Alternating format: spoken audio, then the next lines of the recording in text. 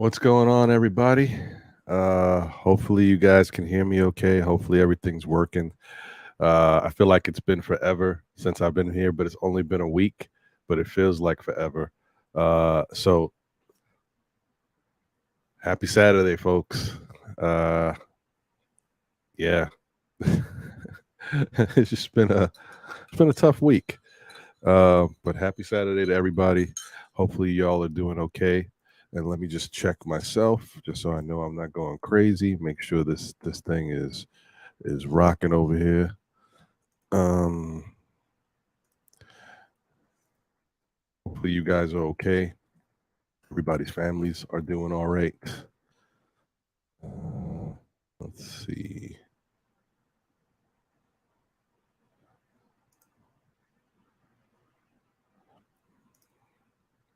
Yeah, check. All right.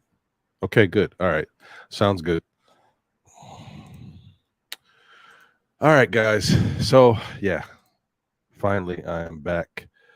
I'm here. Uh Hopefully you guys are doing okay. Shout out to the chat. Thank you guys for being here and rocking with me. I apologize for those who may have been waiting for quite some time. I wanted to do the normal start, but everybody's unfortunately sick in my household, um, and we're all trying to take care of each other, which sucks when everybody's sick. Usually, you know, in normal issues, the one person is sick and or two people might be sick or whatever, so the other people can kind of trade off and take care of each other. But when everybody's sick, it's rotten. Um, so thankfully, I'm feeling much better today. Uh, this is, I think, with the and I know some of y'all might be like, it's the health and safety protocols, it's COVID, all that stuff. But this is my first time dealing with it. 3 years of it being out here, and it's the first time it finally caught me. Mm, damn it! But it didn't. It caught us quick, like it ran through us here. So it caught me, and then it caught the rest of my fam. So yeah. So I'm on day 5. I guess that's what they call it. So technically, um, I'm after today. I'm out of the contagious stage, but it doesn't matter because you know my family's got it too, and they're a little behind me. So it is what it is. Um, but yeah, I am definitely feeling better. So thankfully, I'm glad to be here. I'm happy that I'm able to get here and speak to you guys about these New York Knicks. Um, I'm not gonna lie to you. I saw bits and pieces of the game last night. I had it on my phone. I was watching it at different times, and then I saw some highlights. So I can't break down the game, uh, in depth analysis, um, because I just wasn't able to see it. Unfortunately, last night I was at the hospital. You know, everybody was sick, like I said. So, but we're home now and on the mend. So shout out to the chat. Shout out to Joseph Luciano. Hey, what's going on, Joseph? I don't know. I'm not sure if I've seen your name here before, but if you are new or if I just, may be forgetting, thank you for being here. Appreciate you. Um, David L in the building as usual. David L he had a lot to say this morning, man. I don't disagree with a lot of stuff he was saying. Um, yes, sir. Salute to you, David L. Yeah, missed free. There's so many different things that you can target and pinpoint. Uh, Shout out to Andy. Appreciate you. I know, bro. I know. Sherwin in the building. Salute. Let me start that. Come back to it. Um, Walter Blackman in the building. Salute. Good to see you. Thank you, man. Thank you. C. Cartagena is in the building. JJ's in the building. D's World of Hoops is in the building. Appreciate you, brother. Let me see. Quality Jump is in the building. Good to see you. Um, Cash Out James is in the building. What's good, man?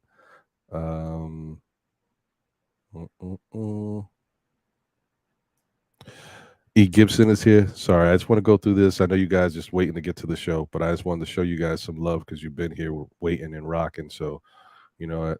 Why not? Why not show the love to people who are loyal to the cause? You know what I mean? Dwayne Dennis, appreciate you. William, all the way from Brazil, is in the building. Francisco Carrillo is in the building. Thank you. I'm gonna keep that in mind. Jeremy Nussbaum is here. Appreciate you. D'Angelo is in the building. Good to see you, brother. IQJ is here. Good to see you. Good to see you. Eddie F is in the building. Sha Powers, fellow sick man in arms, man. I hope you're feeling better, Sha, because I know it's I could tell you've been dealing with it. It's been running through.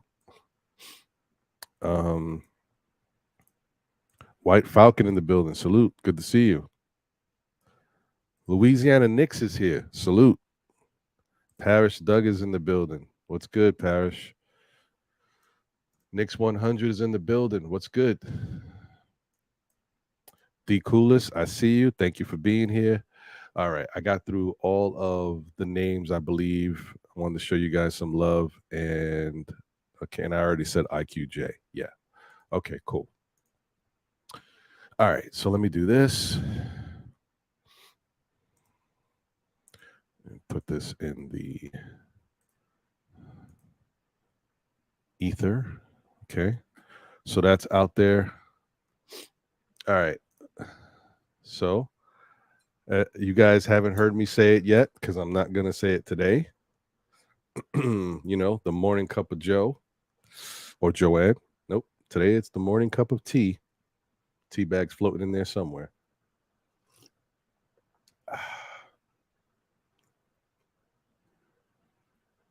This tea's not hot enough. Damn it. Gotta fix that. All right, guys, let me hit the intro and we'll be right back and then we'll just get right into it. Hopefully, I feel okay right now, like I said, so I'm gonna try to do a regular show. But if it starts to get crazy, if I have to take a lot of pauses or breaks, then I'm just gonna, condense the show so that way I don't make the experience uncomfortable for you guys who have to watch and hear me like. No, I'm not doing all that. So anyway, all right, y'all. We'll be right back.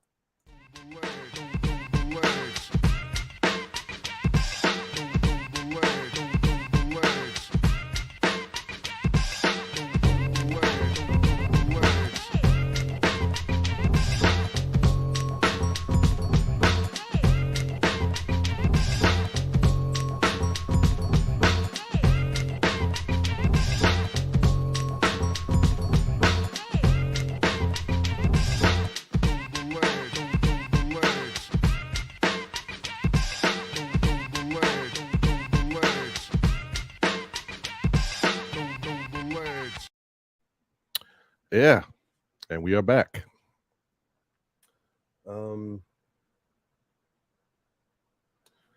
Let's see here. So I know you guys all must be feeling a certain way. You know what I mean? You've been feeling good about this Knicks team. We won 3 in a row, and then we finally got a true test in Milwaukee. Some of us felt like we were going to be able to beat Milwaukee, and I said I don't know how, but I have a feeling the Knicks are going to beat Milwaukee. Hoping and feeling that, being that we played them well last year at certain points, and just on paper and looking at the talent we have, you feel like this team is better than last year's team, right? And we very well, may be, but the issue still remains. We're working on things as we continue to try to develop this new offensive identity, because say what you will, even though the Knicks could score 100, I don't know what our average was last year, 105, 106, whatever it was, we could score over that point last year. Now we're able to score a little bit more comfortably by the way the offense is carried out. There's a little bit more movement on the offense. Obviously, the passing is better for the most part on the offense, and they're trying to improve the pace. But in the middle of all that, we have to find our defensive identity again, because the Knicks look like they are missing a step. There's been some really good individual defensive performances, but as a team, not so much. Not so much. Let me get my guy in here, man. It's been a minute. Good to see him. Marvin. Hey, man. What's happening, brother? How you guys doing, man? I've been real busy, man. Just I had a moment this morning and just wanted to step in and holler at you guys. Hey, man, and I watch you all the time. I step in and out. How you doing? Hey, man, I hope you're feeling, man. Yeah, man. Thank you. Listen, I feel like like a newborn baby. Like I don't know how to act in the world right now. Like I'm just so not used to being sick. So this is rare. Let me get my other guy in here. Oh, these World of Hoops. Oh, you're on mute.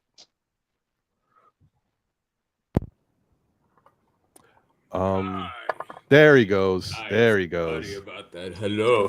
What's up? What's up, Mark? Good. How are you? Oh, I was just saying, how are you doing? Oh, how am I? Oh, I'm good. I'm chilling. I don't know. My bad. I completely went blank there. I'm good. Everything's good. Just with the torture and purgatory, watching this game for the second time. So yeah, a lot to talk about. How's everything with you? Marvin? I'm great, man. Good to hear. I stepped in with you yesterday, but I didn't have time to actually sit in. So I had a minute. I just wanted to drop a couple of things to you guys, man. I mean, I watched your show yesterday, and the sentiment, was, the Knicks had, could probably win this game. And in my eyes, if even if you lose this game and you're competitive in it, it takes plus away. Now, though I know there were issues, there probably a lot of concerns and this and that, but Milwaukee's the number one team in a lot of categories in the league, early in the league. So to hold your head down, I don't think it's necessary. I mean, I agree with you in the sentiment, Marvin, that the point is to show that you are competitive and go out there and compete no matter who the opponent is. But as long as you go out there and play 48 minutes of basketball, you can feel confident in the fact that you're gonna win. Hopefully you win. Well, depending on the talent, hopefully you can win more than you lose, right? But at least give yourself a chance to win. But yes. I think the issue that I want people to look at, and when I say this stuff, remember, we're talking about the Knicks, on a daily, weekly basis. This is what we do, right? So there's going to be moments where we talk some negative stuff. There's things that need to be improved. It's like it's there. You can't avoid it, right? So this show is not going to be all negative. This is going to be some positive stuff because I'm still happy with what the Knicks are trying to do, and it's a long season. I think they'll be fine in time. They need time, though. There's stuff they got to work on. They got to clean up, and we're going to get through a lot of that stuff today. But as you might have heard in the past, or even on shows like with D's show, where he's highlighted, especially in the last show when he highlighted some of the issues from the last game, not the pregame, but the postgame from the last show. There's certain things that pop out at you. Now, even when you win, you see them. Right. Now, when you play a better team, this is when it's really evident. So that's why, like, some people get a little, you're always trying to point to find the negative. No, it's just, this is stuff you have to pay attention to, because even in a winning effort, guess what? This stuff is going to rear its ugly head when you play better teams, a la Milwaukee Bucks.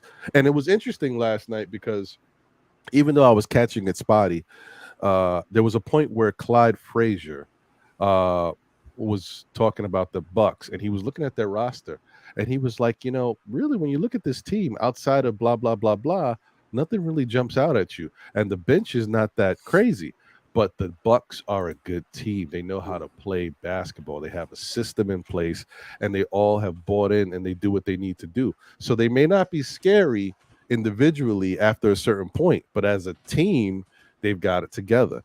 and that's the difference. And that's why I don't.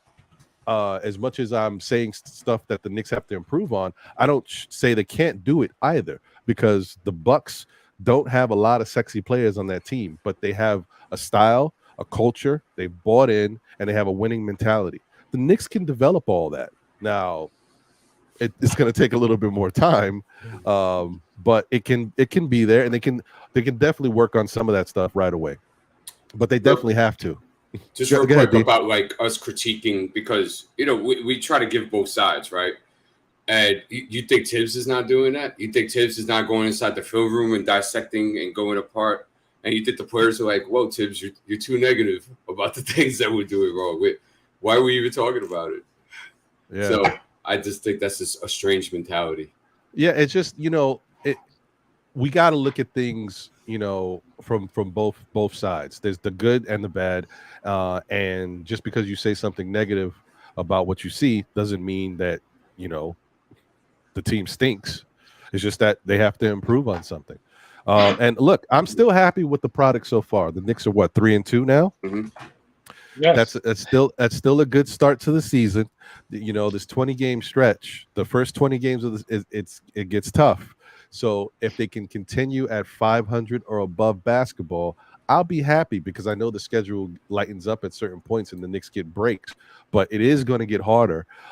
This next matchup is not no cakewalk either. So you just get to, when you're watching them against the Bucks, and don't get me wrong, I don't think the Knicks played it's not like the Knicks played their A game last night either. So, the Bucks didn't get the best of the Knicks. But the Bucks came out and they just played the way the Bucks play, and that's the way you win games. Like, I don't even think the Bucks played the greatest game yesterday, but they played well enough that they're going to win these games. So it's just something to look at. You know what, guys? With me and the Bucks, I mean, you just see the championship pedigree. These guys, first of all, they got the bowling ball with Giannis. He's just a hard stop, man.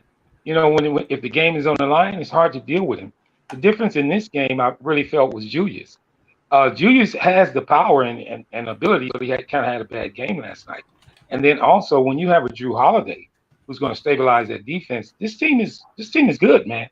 I mean, I understand everything about any critiques or this and that, but against this team, I mean, I really look at the Knicks season and say, okay, how do we play against Memphis? How do we play against Milwaukee?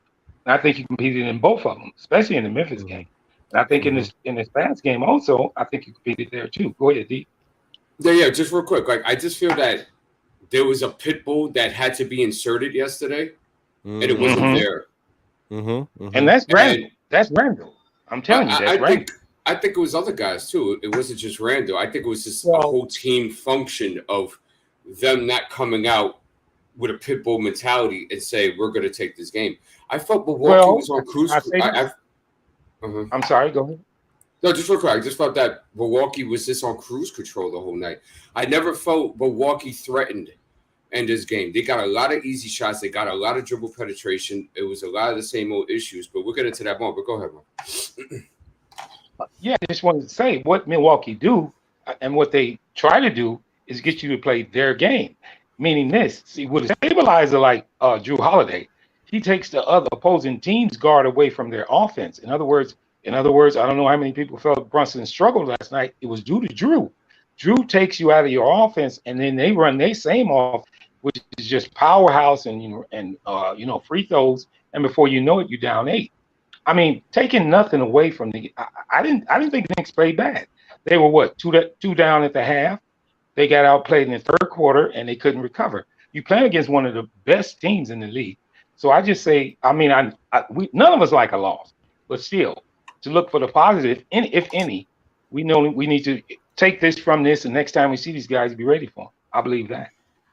There's positives in this game, without a doubt. Yes. Yeah, these next games coming up. These next games coming up are very important because these are tough games. Got 7 straight and 6 now after this one. So the Knicks are really going to be tested. Yeah, no, it's this is going to show the stones. This is going to show what the Knicks are made of, which is great. This is what we want to see. We want the Knicks to be put to the test. I'm I'm concerned about a couple other things. We'll get into them. But I just think that they also, like, the Knicks got to look at themselves, and look at how they're functioning and what they're doing out there. As to D's point, the dog in them, like, how bad is it? Do you want to win these games? Do you want to take, you got to take your game to the next level. You got to get that inner grit, like, oh, we're going to will our way through these games. Like, because the thing is, the way they're playing gives them a chance to win. Like, even with how Milwaukee was playing yesterday, because like I said, Milwaukee didn't look perfect yesterday. They far from it. I mean, they, for example, we'll get into the Knicks numbers later, but just for Milwaukee's standpoint, Milwaukee shot 38% from the field and 28% from three. You're not really scared of any team that comes at you like that. So you have a chance to, if that's the case, you have a chance to win the ball game. So, like, when you're playing teams that play this way, or if you're, if the way you're playing is forcing the team to play that way, you have a chance to win. And I'm using this in the same realm, not to bring other sports into it, but look at the New York Giants. If you're just looking at the New York Football Giants, they don't have a team that's more talented than 90% of the league, but they're playing a certain type of football that keeps them in the game throughout the whole game. So if you start to make mistakes, they capitalize on the mistakes, and that gives them the lead, and then they can win. And they've been solid at that. And the Knicks, I think, have to find the way to continue to put pressure on these other opposing teams with their offense, and then play just enough defense to keep them uncomfortable. Because my first impression of this Knicks team, just looking at it from the first few games, their defense needs some work. So they're gonna have to figure out a better way to affect some change, and maybe that means them opening up their roster a little, their rotation a little bit, and infuse some young, hungry talent out there that we know Deuce McBride may have some issues on the offensive end, kind of orchestrating on offense, but on the defensive end, he can be a little bit of a terror for a team. And he gets in the passing lane, he creates steal opportunities. Jericho Sims is not sniffing the court in any meaningful minutes. I just don't think that if you're trying to figure out what your identity is, and you're kind of struggling a little bit on defense, you're teeter-tottering, sometimes infuse a little of something else in there. I know you can't stay with it because Thibs doesn't like to go with these 12-man rotations, 10-man. He's doing 10, he's not doing 12. But one game is not going to kill you. It's going to allow you to open things up, and maybe it gives the energy back to the team to get a little juice going. Because right now, it's early, so it's still time to fix it, but it's a little iffy right now. Just saying. Yeah. So how do you want to break this down? You want to start team stats now, or? I was thinking, we should probably go through the team stats now, and then, and if you want to do your own, like, a little breakdown of the quarter by quarter, because I'll be honest, like I said, I couldn't, I was back and forth. I couldn't watch everything last night. I was getting bits and pieces. Of course. So, by all means, my brother. So let me shout out to the chat once again. Ashley Inc. in the building. What up, Wiz? What's up, Wiz? For the love of the game, I believe that's Hard Will. Yeah, it is. But also, what up, shout out. What up, baby? What up? Also, shout out to my man Worldwide L. As I always like to say, guys, if you haven't tuned into this show, for the love of the game, definitely check it out. It's on YouTube. The number 4 OUR, love of the game. Check them out, man. And they've been hitting it heavy with the content lately too. Everybody is doing what they can. New season, ramping up the content. So definitely support all these shows, man. Support These World of Hoops as well. You see how he's giving it up. Thank you, sir. Pudge is in the building. Pudge, shout out to you. He said Ron Cleveland called out the non-existent defense. Yeah, so that's true. That's true. Shout out to King Poppy in the building. Appreciate you, my brother. Shout out to Craig in the building. Good to see you. Craig, you nailing the theme of today's show. You are nailing that. That is very true. Very true. All right.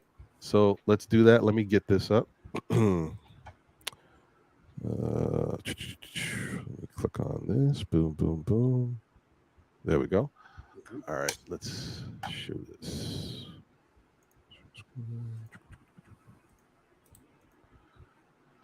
All right. So let me blow that up a little bit.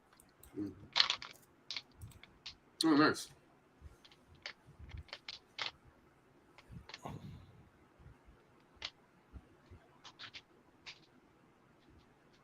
Ah, too low. Hold on. There we go.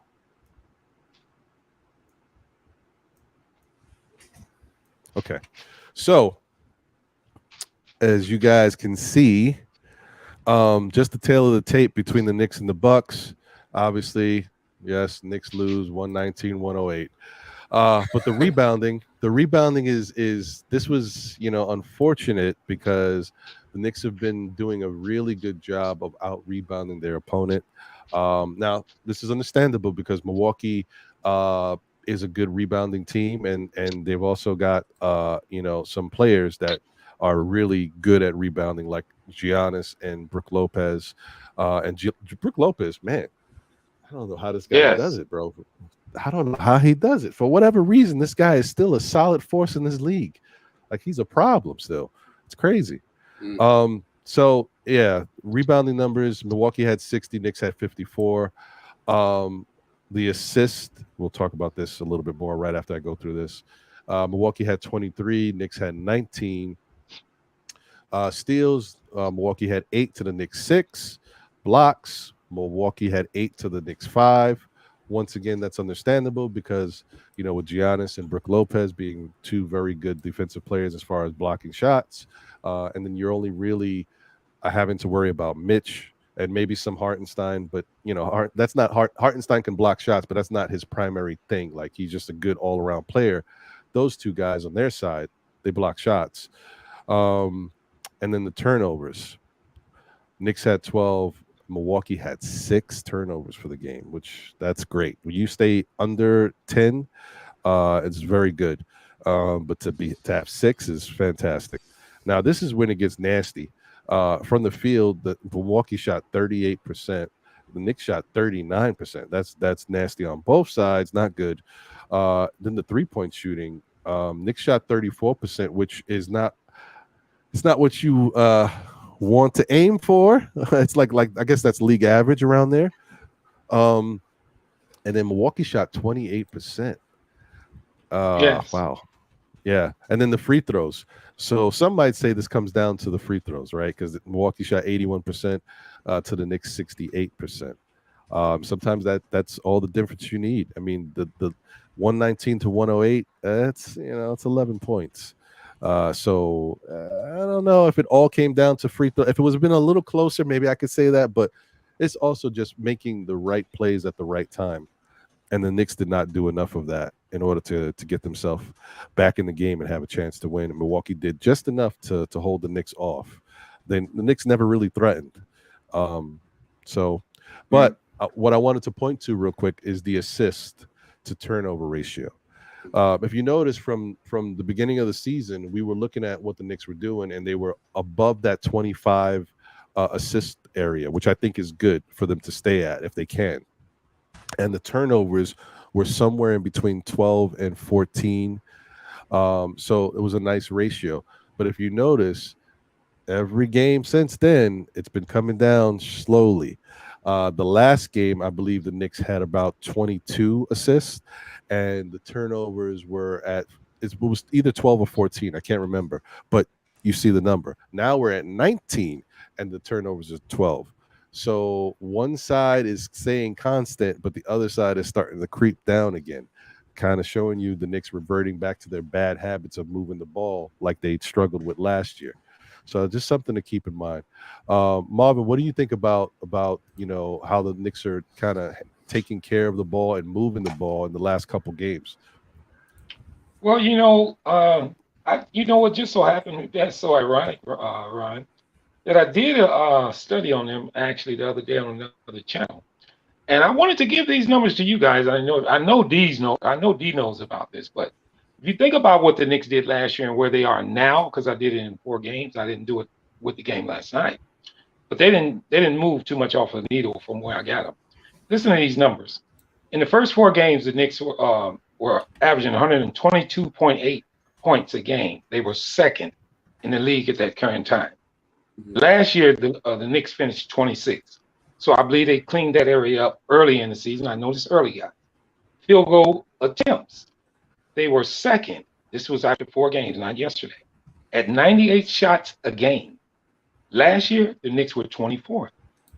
Also, field goals made. After 4 games, the Knicks were first in the NBA this year at 47.3. Last year, they finished 30th last in the league. So I'm going to stop there by saying this. One thing you can hang your hat on about the Knicks is what?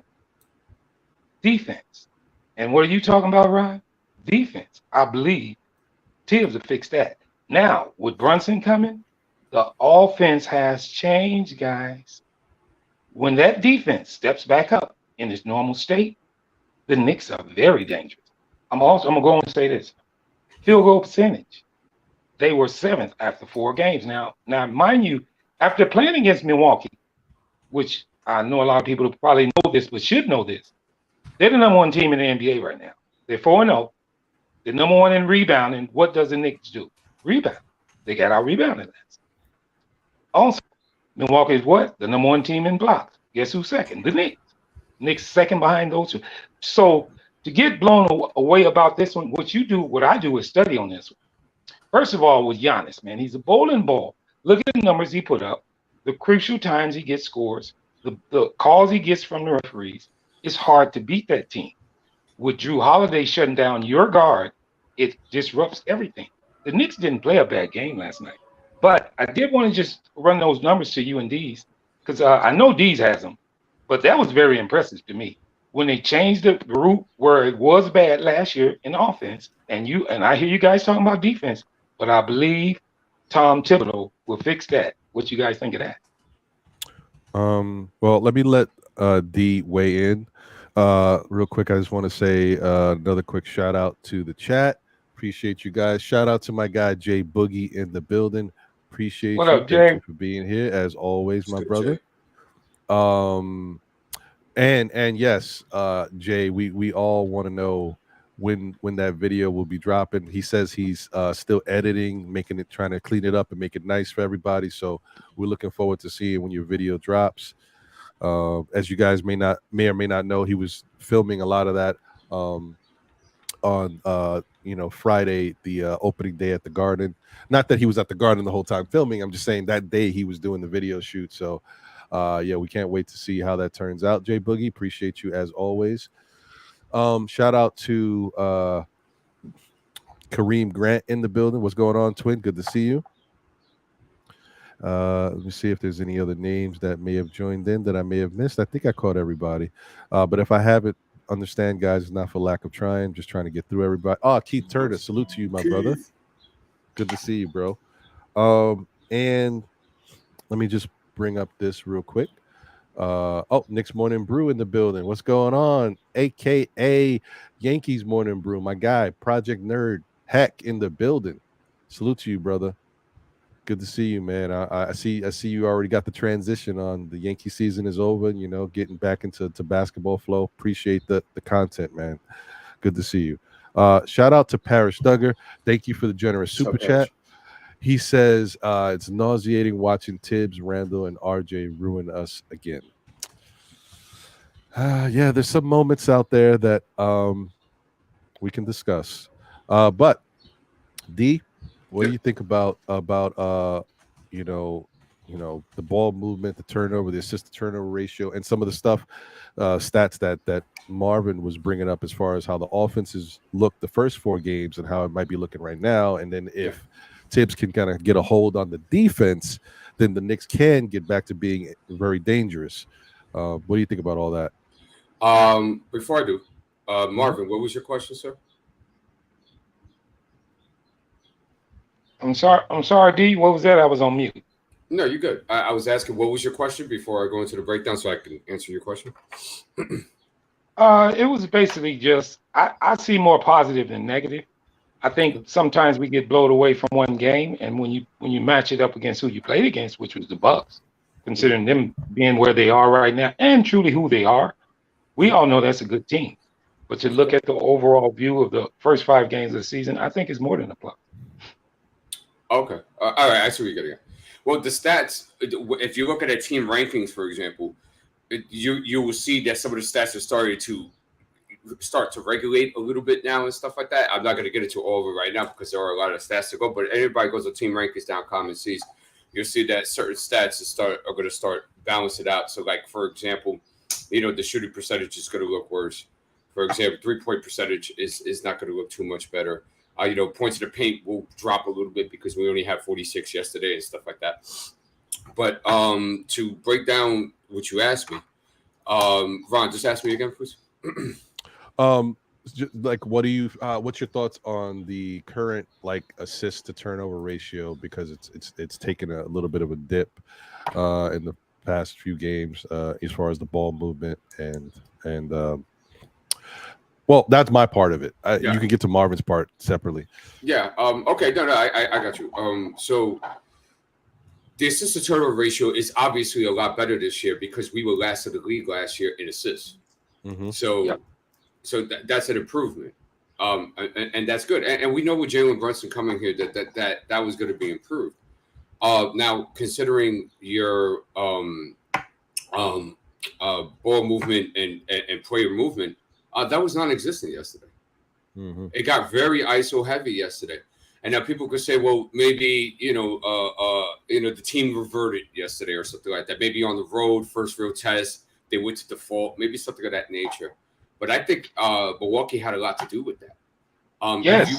If you looked at the first 4 games, you would see that this engine rose with Jalen Brunson. So, yes. So what did Milwaukee do? They said they did what I said yesterday. They crowd the hell out of him. They took away his lanes. Right. They took away his gaps. Right. If he even got some penetration off the pick and roll, you just saw the defense go like that. And they said, you know what? We're going to let other people beat us. Yes, and other people didn't show up. And that's what Milwaukee does, guys. That's what they do. That's how they win. That's how they won the championship. They're a great defensive team. Go ahead, D. Yeah, without a doubt. But also, too, like I said, Milwaukee just looked like on cruise control yesterday. They didn't look like they broke a sweat as to what they would do. They had a lot of open shots that game. Oh, God, I lost count how many open shots they had. And, the Catanese dribble penetration just wasn't there.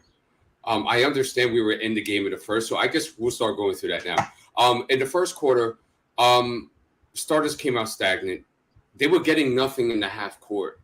Everything was getting in transition, offensive rebounding, and the free throw line. That was the only reason why points were being put up with the starters. The bench came in, and it just looked a lot better. It just did. Okay, the bench looked better the whole night. Okay, the starters just did not bring it. And look, I already called out. I knew Mitchell Robinson was going to be in foul trouble. I knew Isaiah Hartenstein was going to be in foul trouble. We were like, we got to see a Sims tonight, right? Nope. Instead, what Tom Thibodeau did in the first quarter was cause Mitchell Robinson to get his 3rd foul. Why did he bring him back in for Isaiah Hartenstein if he only had 1 foul? And then when you give him his 3rd foul, which it should have never been, either keep Isaiah out there or bring in Sims, inject Sims for 2 minutes, 2 or 3 game minutes. That's it. Didn't do it. So we got lost there. And Isaiah Hartenstein, look, he's an energy guy. He brings good effort. The floater, he hit about 2 or 3 of them again yesterday. I have a little video for him because I've been noticing that. But he's limited. He comes off the bench for a reason, bro.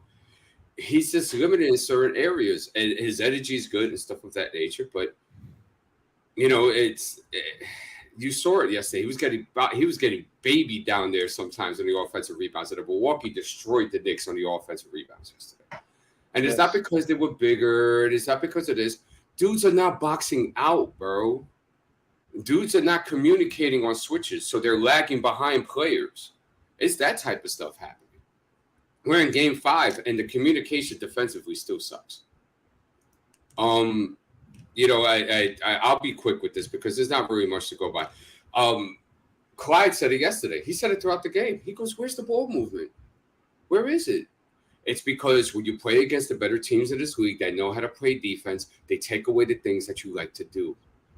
And the Knicks are not like some crazy, clever type of offense that, they run split screens or they run a lot of back doors or they run a lot of double stagger that's leading to, to the road. They don't run stuff like that.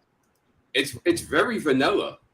Mm-hmm. So it's not hard to stop. All I got to do is just contain Jalen Brunson and then make Julius Randle and RJ Barrett do the work, right? Mm-hmm. Yeah, and if you don't mind me stepping in, I did want to bring this up too, D and Ron. If you think about this game, guys, now we just stated the fact that the Knicks, because before this game, the Knicks were second in the league at this current time in rebounding. Well, he played the best rebounding team in the league, and they lost the rebounding battle. But to me, it means even more in the sense that if you can take Brunson away, I told you guys the difference in this game was Randle. This was his worst game of the season, guys. He scored 14 points. He was 3 of 10 from the field. That's the key. And without being able to contain Giannis and not getting very much from your power forward, it hurts your team. And like I said, with him having a bad game, and with Drew Holiday on that Milwaukee Bucks on that team, he's going to handle that guard position, and that's what they win at. So, I mean, there's a lot of things that look positive. I still say that, D. I'm not trying to just make it seem like a game doesn't mean anything because everyone does. But you played against matter of fact, at this present time, the best team in the NBA. Them guys are good over there, man. So you know what I mean? I understand. I just, guys, we got to go through the negatives too. Oh, yeah. I can't just shove that under the rug and just say, well, we got some positives. I talked about some positives already. The first unit was able to get buckets in transition. They were able to get to the free throw line, right? And they were able to get second chance points. That's a positive. The bench came in. Well, hold on, sir. I'm sorry. The bench came in, right, and provided a boost. That's a positive. Derrick Rose was great last night. IQ had his moments. Okay. I thought Obi looked decent last night. Okay. So there's positives. Isaiah Hartenstein injected some energy into the second unit. And with that first unit, I thought he played decent. So there's positives. Okay. My thing is that we got to work the negatives too. Where the hell is Julius Randle? That's the issue. Yeah. Well, that game. This is the worst game. And I just want to say, honestly, I was kind of surprised about that. Have you guys heard me say anything about this Milwaukee Bucks game? The first thing that I was saying was, I think the Knicks will be okay because Julius plays well against, Giannis. He usually has really good efforts against him. So, yesterday was a little surprising. To continue, right? So that was the first half. We were down 6, right? Thank the bench. The bench was a big part of that. The bench kept the game very close. Starters were giving up a lot of nonsense and foolishness. And at the end of the day, if you watch the game, you will realize that Milwaukee just missed a lot of open shots.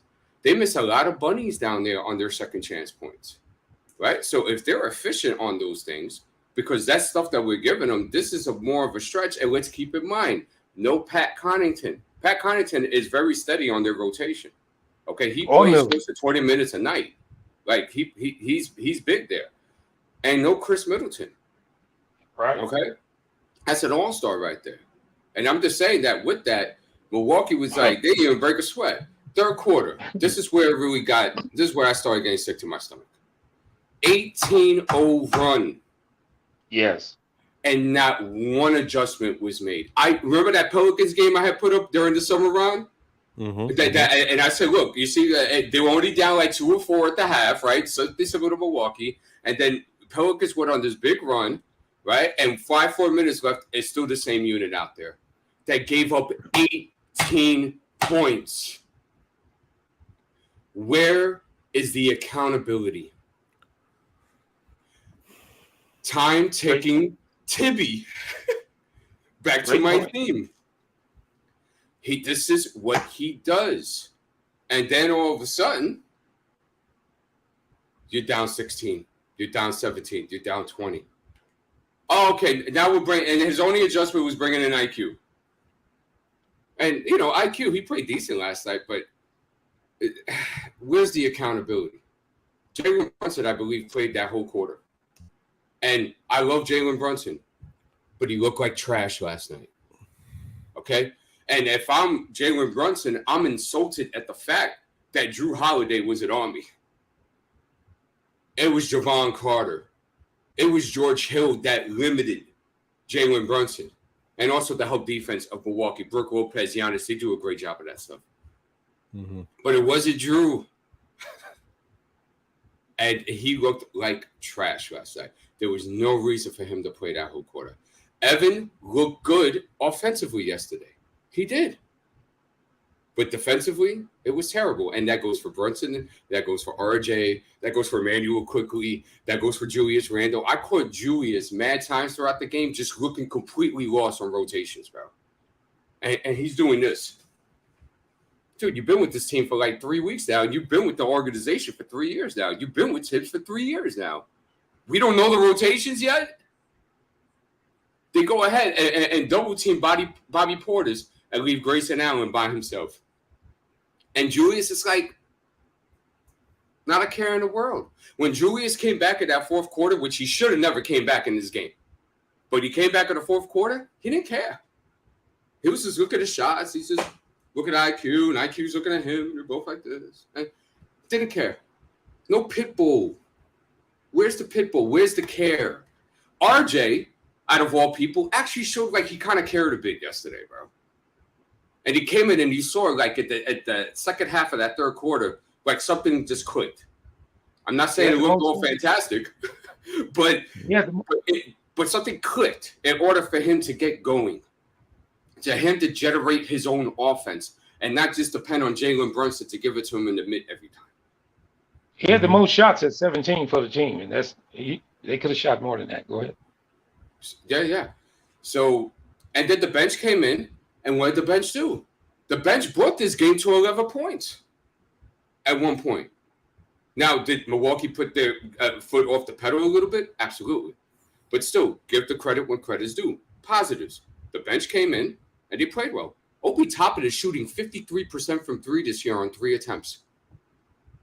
And he hit 3 more yesterday. Julius Randle shooting 27 on 4.5 attempts. We need to see a little bit more Obi. I'm not saying he starts over Randall. I'm not saying that. I'm just saying I need to see a little bit more Obi if Obi is going to contribute in these matters. A couple of minutes with the first unit just to see what it looks like. Especially if Julius is not caring. Where's the accountability? Mm-hmm. Okay? So, I mean, I don't know what you guys want me to say. Like, you know, I'm basing it based on this game. I'm not saying we're doomed. The season's over. You guys are delusional. I'm not saying those things. I'm just saying that based on this game alone, that was a piss poor effort. That was not how you come into a real test on the road on a team that's projected themselves to make the playoffs and to be a 45, 46, 47, 48 win team and come in and do that type of stuff. It's not like they played hard and just missed some shots or something like that. I accept that. I will tolerate that all day. There was no effort, bro. There was no pit bull. They were getting demolished on second chance points, bro. They were getting, or second chance opportunities. They were getting killed on the offensive rebounds, and nobody cared. That's a problem. I could go into more, but I'll stop there. Yeah, well, you know, it's a lot. There was a lot going on yesterday. Sam. Hey, Sam. Sorry, what's going on, guys? I mean, you know, I'm just because unfortunately I'm here in Milwaukee, so you guys know it was a rough out for me last night. You know, these fans here, they're very confident as they should be, but you know, as D was saying, you know, I would feel more justified if it felt like the Knicks went out there and they like tried more. It seemed to me like we really weren't trying. Like I don't understand the lackluster play. And I definitely don't understand the defense. It's still the same issue that we speak on year after year, where guys are double teaming the guy who's not even the best player. I saw people getting double teamed that weren't Giannis. Why? And then we leave Grayson Allen open to shoot corner threes like he's Steph Curry. Anybody in the NBA can make a wide open shot if you leave him wide open. Why are we double teaming Bobby Portis, Javon Carter, guys like that? I just don't get it.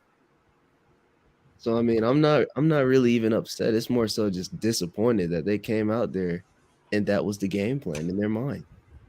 So I mean, moving forward, we know that this Cavs game is not going to be easy. So I hope that and pray that they work on something, because that Cavs team's not going to mess around. You know, Donovan Mitchell's definitely not going to mess around. And they've been balling too. Yes. Good to see you, Sam. Appreciate your take. What's going on, Sam? How you doing? Yeah, I don't know, man. I don't know. I don't like this tale of two Thibs. I was starting to feel, and granted, in the back of your mind that, okay, this ain't gonna last, but that doesn't mean you don't want to see it. I still want to believe that I might see something different. And I really think what Thibs was doing initially with the rotations was good. I think some of the substitutions he was making made sense. I just praised him the other day. We talked about how he decided to go with Cam because of the length that he has, and it was a smarter decision. Even though IQ would be the person that you would normally see out there at that time, he went with Cam, and I thought it made sense, and I thought it helped them win the game. So I don't understand how that same person who can make that simple adjustment makes sense, and then some of the rotations he's been doing, which I thought were great initially in the first couple games and throughout the preseason, some of the rotations he was running out there, you go from that to now, it's not even that you're playing 10 guys, because he's playing 10 guys. It's how he's using 10 guys. And then to D's point, which I don't even want to hear it yet, but I know it's coming. The free Obi campaign is about to start. Dude, Obi's playing well. Like, we can't even say, yo, Obi's not doing anything with the minutes. You guys keep making complaints about him getting minutes and he's not doing anything. He needs to show. Obi's playing well and he's not getting the minutes. So I don't understand this whatsoever. You can't tell me. I think Obi played 16 minutes or so. I had it up a little while ago. You know what? Let me be as true to the game as possible. No, you're right. You're right. 17. Yeah. Okay. So he played 17 minutes, basically, and Julius Randle. What did he play? 28? Was it? No, 31. So you're telling me you couldn't take 5 minutes from Julius and give those extra 5 minutes to Obi? You don't think that would have made a difference? I think it would have. I think Obi deserves that, and I don't care what Julius has been doing. He's been playing well. He's been doing what he's been doing up until this point. But everything is a game-by-game basis. You play to win a game, okay? So I don't care if you got a guy out there. If say our team had Bradley Beal, and Bradley Beal's been averaging 40 points a game, and then against this game against Milwaukee, he's got 10 points, and he looks like trash, and he's not scoring, and he's not playing well on defense. You're just gonna live and die by him in the game and not give yourself a chance to win? No, you got to make some substitutions. You got to put somebody else and see what you can do. I don't. For a guy like Thibs to be such a stern coach and such a disciplinarian type, or whatever you want to call him, sometimes I just think that he is still not. I hate using it. Say it. The accountability thing. Yeah, man. He's just not doing it. God. I'm gonna get that hot poker and just poke you every time to say these things. And look, just real quick, I want to raid on your parade. Just real quick though, I don't blame Thibs. Thibs is Thibs. Thibs is always gonna be Thibs.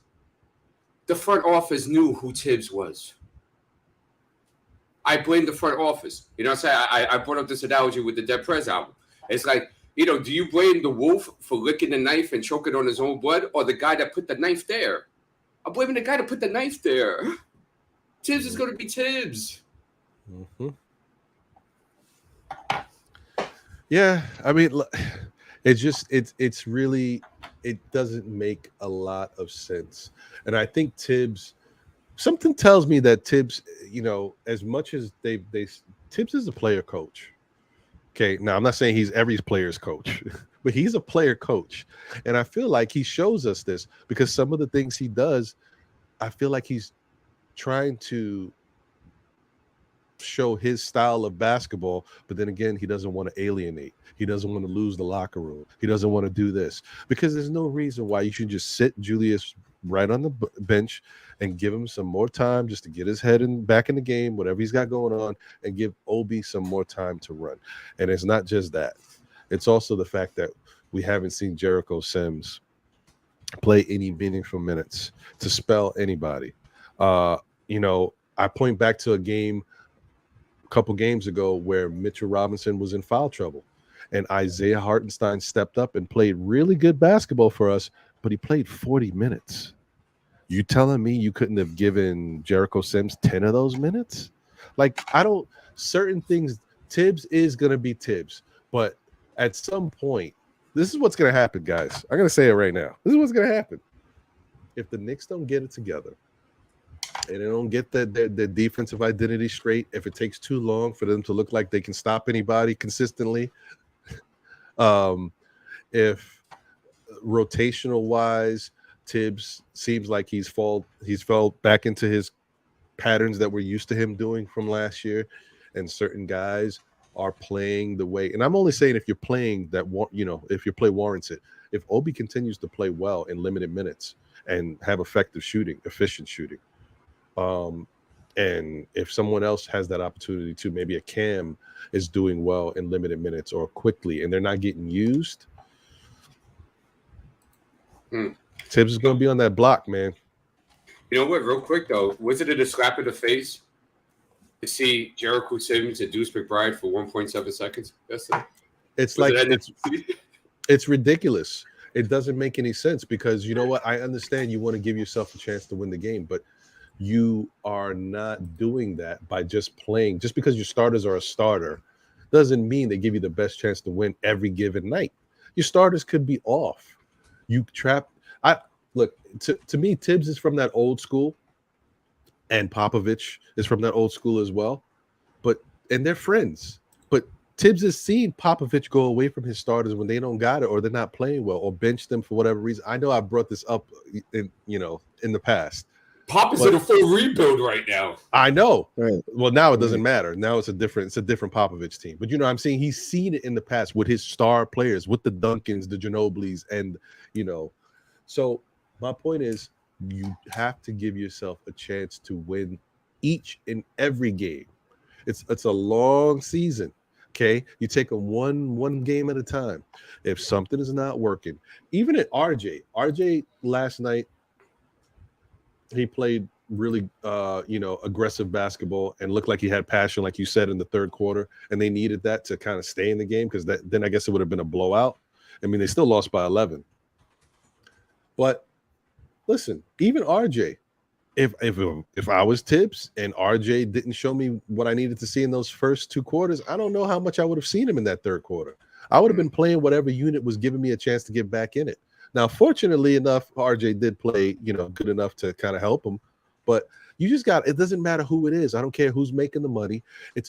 Each game is a different game. Give your team a chance to win. It's not saying you go with the guy forever. You're just giving a shot in the arm to the team. Do we get back in a run? Can we cut the lead? If we cut the lead, then you got to stay with them. Okay, but at a certain point, then you say, because this is what happened to the Knicks last year. As you guys remember, the bench play was good. At certain points, the bench was great. One of the best in the league, right? And there was games that the bench was cooking. And then people were getting upset because Thibs would run the bench for the back end of the third quarter going into the fourth quarter, right? And it's a lot of play. And then they get tired and he go back to the starters. It's not just about, he wants to go back to the starters. It's also because he's wearing the bench out. It's hard to get back in the game when you're down. You have to expend a lot of energy on offense and defense. So it goes back to, all right, if this unit is working, let me take one guy out the unit, give him a breather, put one of the starters in with this unit, let them keep going. They got the momentum. It's 4 of them out there. They know what they're doing. Then let me take another guy out. Bring that other guy that I took out back in from the bench unit. Keep the continuity. So it's not like you got to take the whole bench out, put the starters back, and you eliminated all the momentum.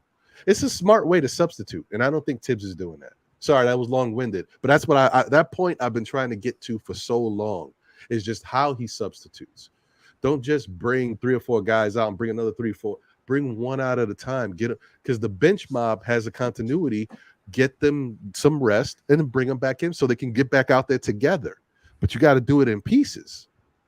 You know, and Ron, that was fantastic. But Survey just said something, right, that I feel is going to be a big issue if this team is not playing up to par and this team is a play-in team. He said, regretting no Donovan yet, we would be 5-0 right now, just saying. Now, I don't agree with Survey that they would be 5-0, but what I would say is that you're going to continue hearing that throughout the year, especially if they're still around 500, especially if they're a couple of games below 500 or just one game above 500. You are going to hear that the whole year. And that's why I had advised the Knicks to go full rebuild, because you don't have to deal with that. But now you're going to have to be dealing with that because this is the tough. Guys, I'm just letting you know, against the Cavs, it's, you know, I'll wait till tomorrow. I wouldn't be surprised if he drops some big numbers against the Knicks. Remember, it wouldn't be, it's not him dropping the numbers because he's mad at the Knicks. I think he knows the situation, but I just think he needs to show that I'm that guy. It's what you could have had. Maybe, you know, it is what it is. Yeah. But shout out to the chat once again. Thank you guys for being here. I see a couple more people have joined up. Bricks Nation is in the building. Salute to you. Anna Grills is in the building. Appreciate you. Visions is here. Sergeant 59, appreciate you. Boogie Down BX is in here. Good to see you. Ken is in the building. Thank you for being here, Ken. Let me see. I wanted to go back to something I started early in the show. Before you do, we got 69 watching, 36 likes. Come on, guys, let's get those likes up. Yeah, thank you, D. Appreciate it. Yeah, man. Show your love, man. Get those likes up, man. I definitely appreciate it. It makes me feel good. I feel better when you hit the like button because you're making me feel better. Sherwin said, we got beaten by a better team. D Rose is still the best player on the team for short stints. Rose speed was the only advantage we had last night. He should have played more minutes. I guess I can agree with that. I can agree with that because for whatever reason, the Knicks have Derrick Rose on some type of minute restriction. I think it's evident to most people now. Now, maybe they're starting to wait, like they're doing it little by little. I don't know what's taking place in the offseason or in practice, but you guys know he has not played a lot of minutes. And I think last night's minutes, 14:52, is the most he's played so far. I might be mistaken, but I think that's the most he's played so far this season. So maybe they're getting him up to speed slowly. I'm just a little confused about what's going on. Maybe they're doing it for a certain reason. Maybe there's something going on that we don't know as far as conditioning, but he's in the best shape of his career, like since his younger playing shape. I don't know. So something's up there, guys. I don't know if they're just trying to save him because he's older. I don't know what's happening, but it's a shame when he's out there because this was his most effective game so far this season. And we could have used a little more of it, but they have their reasons why they're only playing him limited minutes. And this is another thing where you wish you could have a healthy Quentin Grimes. I think he would have made a difference last night. Yeah. Knicks need a little bit of a defensive punch from somewhere. And I don't think Quentin Grimes is the answer by itself. He needs to come back and be healthy for this team. I still think the Knicks need to make a move of some sort, just to make this team get of moves. Brother. Yeah, but just at least one more defensive move, just to get them, at some type of comfort level. Not there's other moves that they could make to kind of solidify and really tweak the roster, but we need another good, solid defender out here. And if Deuce McBride is not going to be the guy for you, that you can't even put him out there, even though he plays really good defense, then trade him, put him with someone else to send somewhere where we can get a backup point guard who plays defense and can score a little bit on the offensive side, or at least can orchestrate. Yeah. We need something. Two things. To Sherwin's comment, if D Rose is the best player on his team for short stints, we're in trouble, Sherwin. Just letting that be known that we're in a really bad space if that's true, right? And I'm not saying that you're right or wrong. I'm just saying that if that is true, we're just in a bad position. Number two, did you guys see Cam yesterday when they had a 5-on-4 and he went ISO? Did you see that? You just can't make this up, G. You really can't. I couldn't believe my eyes when I saw that. And he was dancing, right? He was shaking. Bam, we got into the step back and then brick. And I'm like, this is a low IQ player. Okay, so for all the Cam highs, I get it. I get it, man. The boobs look good. The butt's looking great, right? And I get it. But homegirl ain't got no mind. And I'm saying that he could keep the boobs in the butt. Okay, he has to show some intelligence out there. He has to show that he can really impact a game. And besides that Memphis game, Cam has slowly faded. And he's fading away slowly but surely, bro. And when Grimes comes back, he ain't going to be getting those minutes like that. I guarantee you. I know I might get some pushback on this, but how do you guys feel? Because at this point, I know that the Fournier lovers out there, but at this point with me, right, I would just dangle the idea out there of potentially starting IQ just for a few games just to see. I know a lot of people aren't going to want to hear that, but I feel like IQ can play the same amount of minutes just in the starter's role just to test it out for a few games. What do you got to lose? I guess, the only thing I worry about there,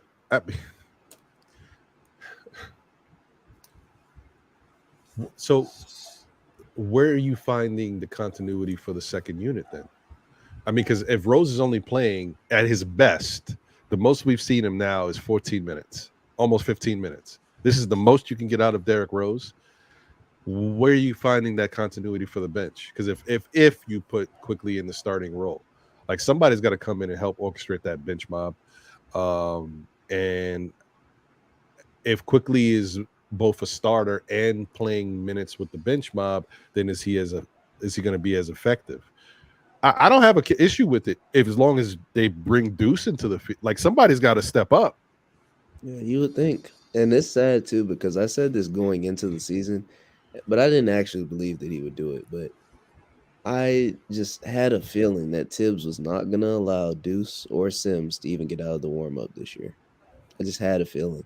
And I didn't think that it would be iHeart playing 30-plus minutes a night, and I didn't expect for Deuce to get absolutely no burn.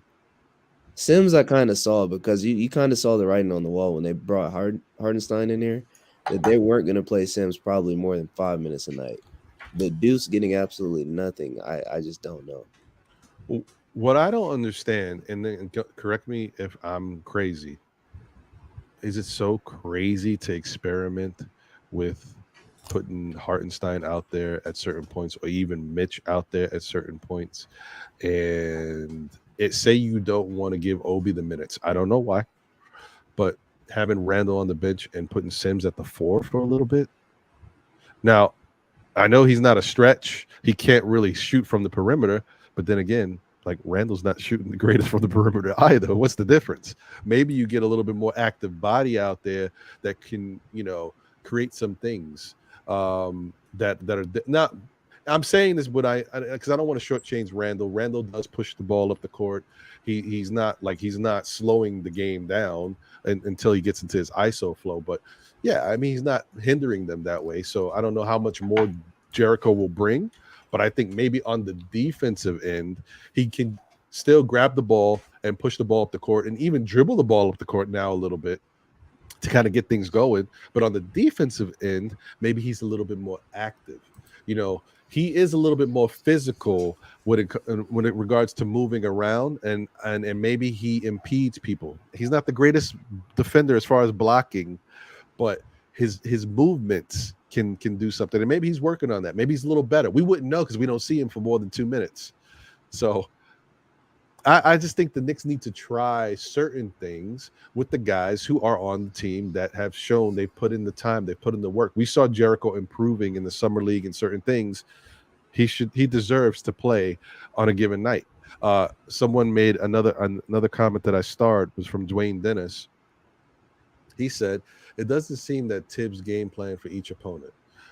Thibs game plans for each opponent, which I'm sure he does, but it doesn't seem that way. I hear you. It seems like he just goes with the same formula every game, no matter what, when each team isn't the same. The matchups are very different. I agree.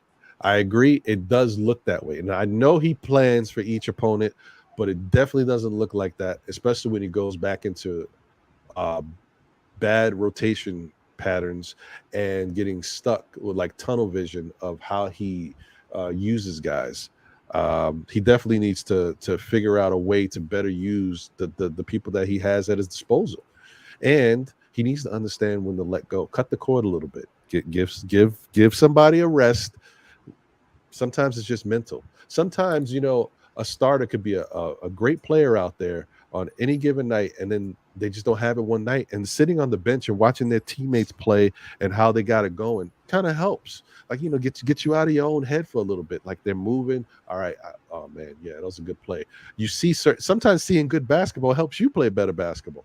I'm just saying, man, I don't know. Thibs has got to cut the cord a little bit here before the season gets out of whack. It can happen quick, D. It can happen quick.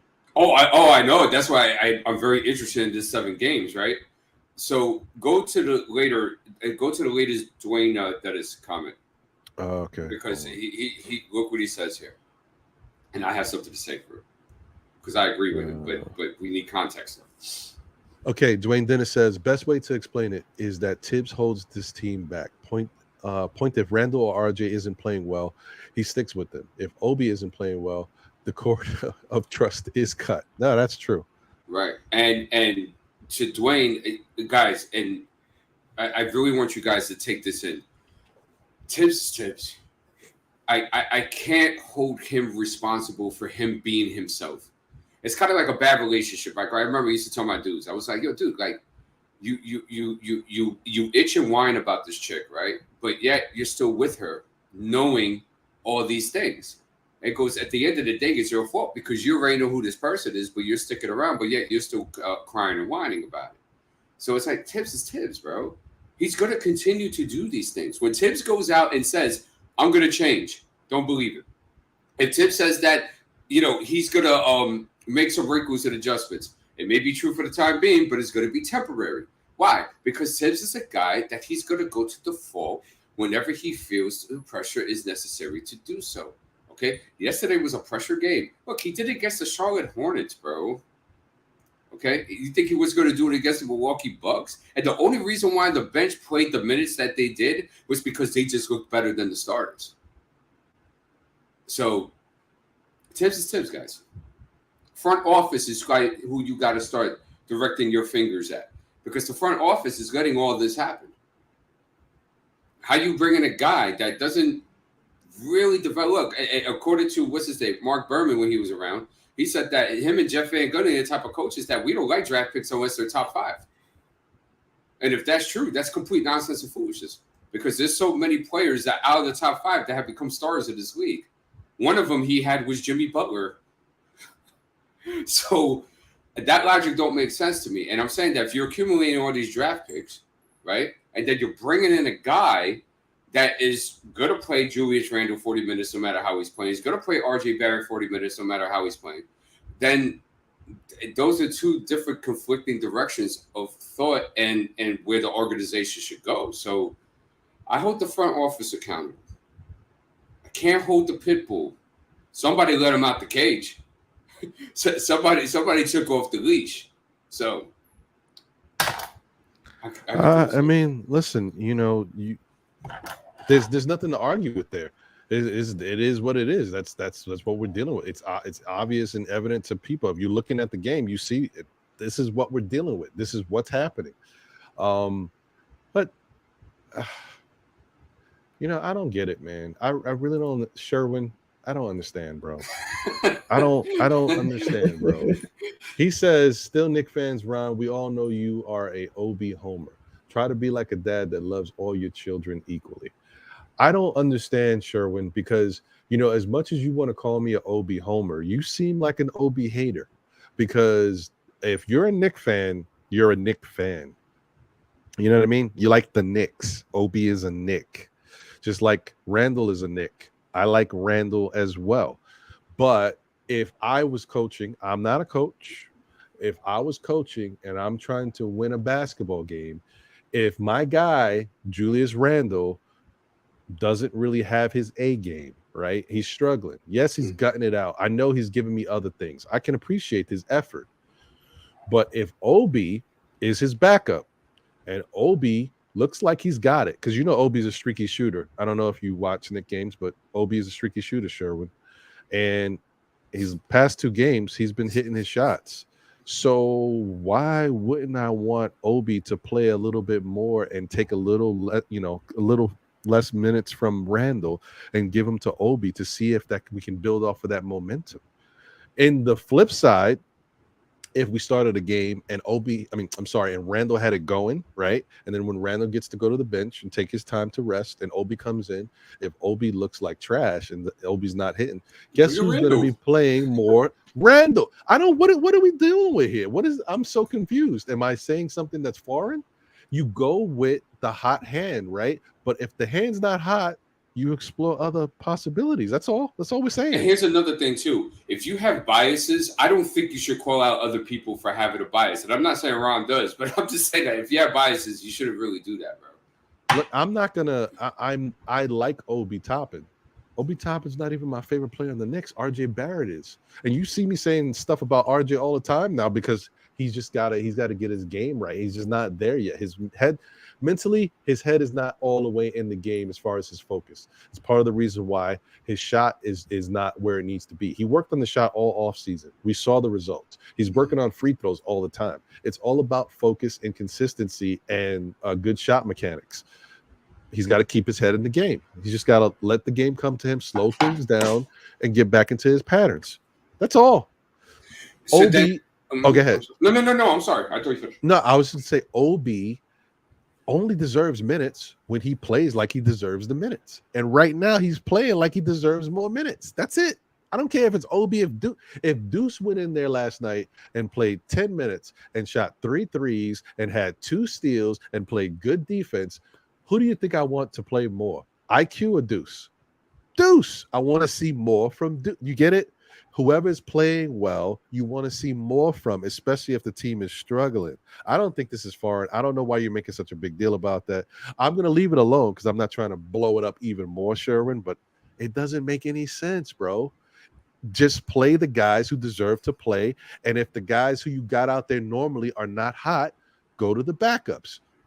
That's why it's a team. It's the Knicks. It's not the Randalls. It's not the RJs. It's the Knicks. That's it.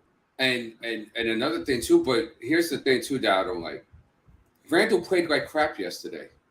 How come I'm not hearing that?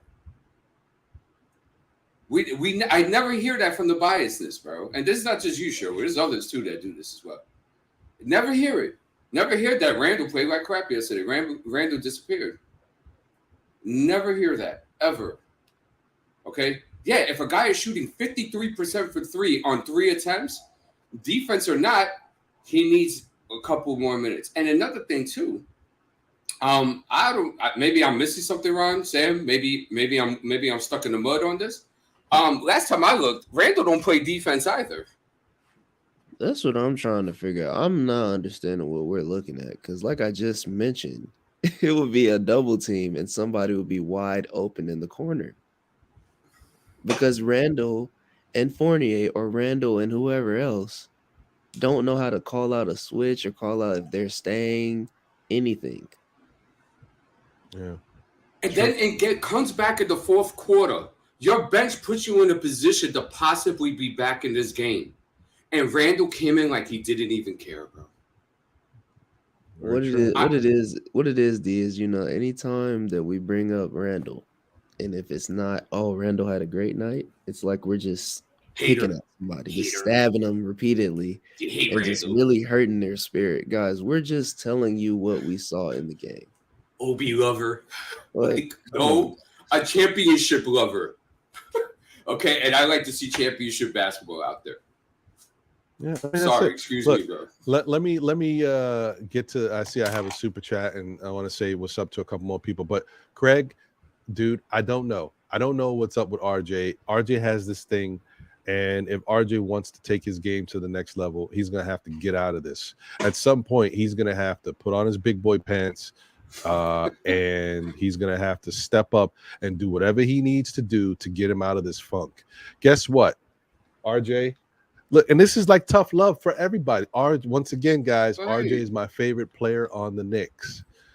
RJ's out here, and let me tell you something. For a guy who's not shooting well from the perimeter, he's chucking. He's getting the shots up. I'll tell you that. If you're not shooting well and the shot's not falling, then you better put that shot in your back pocket for a little bit and work on some other things. Get yourself to the basket. Instead of shooting a 30-footer, shoot a 20-footer.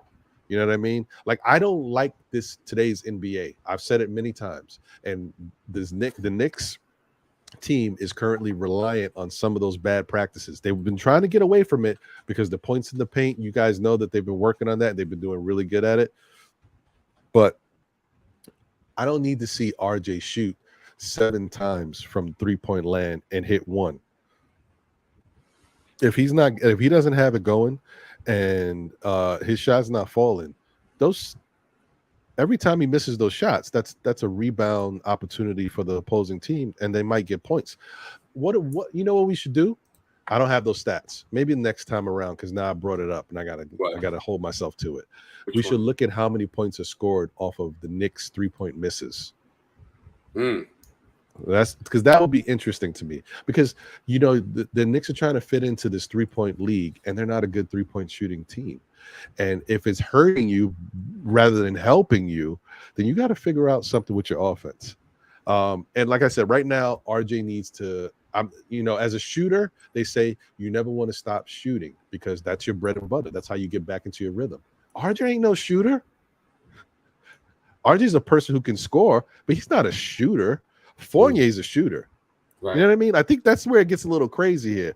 You don't want to tell your guy, hey, stop shooting. No, but we don't have shooters like that. Fournier is a shooter. That's it. That's all we got. Hey, Ron, all right, this is really going to bring it home what you're saying.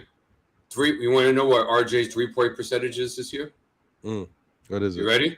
Sam, strap your seatbelt, buddy. It's going to be a bumpy ride. It'll be in the 20s. That's a high. That's a high. How much you willing to bet on that? Check this out. Oh my God! Check this Without out. looking, I'm gonna go 18. 5.6 a game. He is at 14%. Sheesh. And he's shooting a fantastic 38% for the field on 18 attempts. The only thing, his saving grace so far, the way the average looks a little bit better, he is shooting about 80% for the free throw line on 5 attempts a game. 14% from 3. Yeah. And Randall's at 27. You see, guys, this is how you lose basketball games.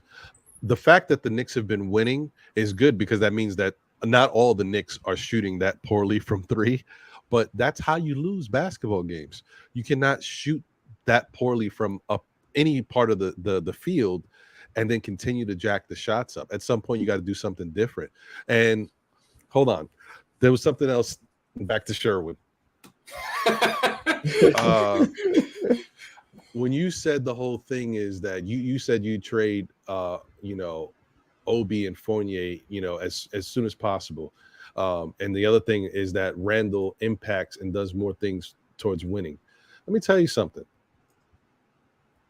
OB didn't do anything that didn't impact winning yesterday or the game before. What are you talking? See, if you're gonna make a point, the point's got to be valid, Sherwin. You got to show me where OB is shooting 1 for 7, and he's got no rebounds, and he's not showing any effort, and he's not helping push the pace. You got to show me the negatives. But when Obi is out there and he's playing well in limited minutes, you can't use that argument against him. I get it. If we were talking about last year where Obi had those ups and downs and he just didn't, like, there was points where everybody was like, yo, I mean, Obi wants the minutes, but he's not doing anything with the time. It's warranted. But right now is not that time. Obi is playing good basketball. There's no reason to disparage his game. He just needs more time. That's it. That's all. Let me get to these super chats real quick, and then we can get back into it. I want to look at Ron, link. Oh, yeah. Sorry. Wiz wanted a link, and Nev wanted a link. Oh, I apologize, guys. Sorry, guys. I forgot. My fault. I saw it too. My fault, guys. I apologize. Sorry. I'm still getting back into it, man. A little out here. The weather is like there, and I'm under it. See what I did? I'm under the weather. Okay, you got it. So the sense of humor still there. Yeah. Okay. Anyway, yeah, man. It's just crazy, bro. So shout out to a couple people I see here. Well, I was just gonna shout Nev out, but now I can bring Nev in, and so bring him on. Thanks, Nev, man. Good to see you, brother. Thanks. Yep. Shout out to Agent Super Argo. I think I already saluted Bricks Nation, but shout out to Agent Super Argo. Shout out to Nev, who's here. Thank you, Nev. Shout out to Victor Rivera. Appreciate you. Shout out to A Train in the building. Shout out to my main man, Rose. Appreciate you, brother. Sorry it took me so long to get to your generous super chat. He said this is for the Still Knicks fans machine. Thank you, my brother. Appreciate you. I got to call you probably, later today. We got to chop it up. Thank you, my brother. Hopefully you're doing well. As you can see, I'm on the mend, man. I'm getting through this health and safety protocols. I'm back. I'm getting in game shape. Start shooting some shots soon. Shout out to Parrish Nugget. Thank you for the generous super chat. He said the statue of Verity Randall is Dumbo. Oh man, listen. There's so much going on right now, guys. I don't want it to be that, all I want is for the team to get used properly. It's a whole team of players that we got at our disposal, and they all can help us win basketball games. We just got to figure out how to use them right. But remember, we're going to need everybody. So as much as I want Obi to get a couple more minutes right now, I don't see what's the issue. I understand the value of Randall. Listen, Randall had we're 3-2. Randall had 3 really good games to start the season. I thought he played great. I thought he was the best player. I don't want to take away from Brunson. Maybe Brunson's been the best player for us, but at some points, Randall looked like the best player for the Knicks.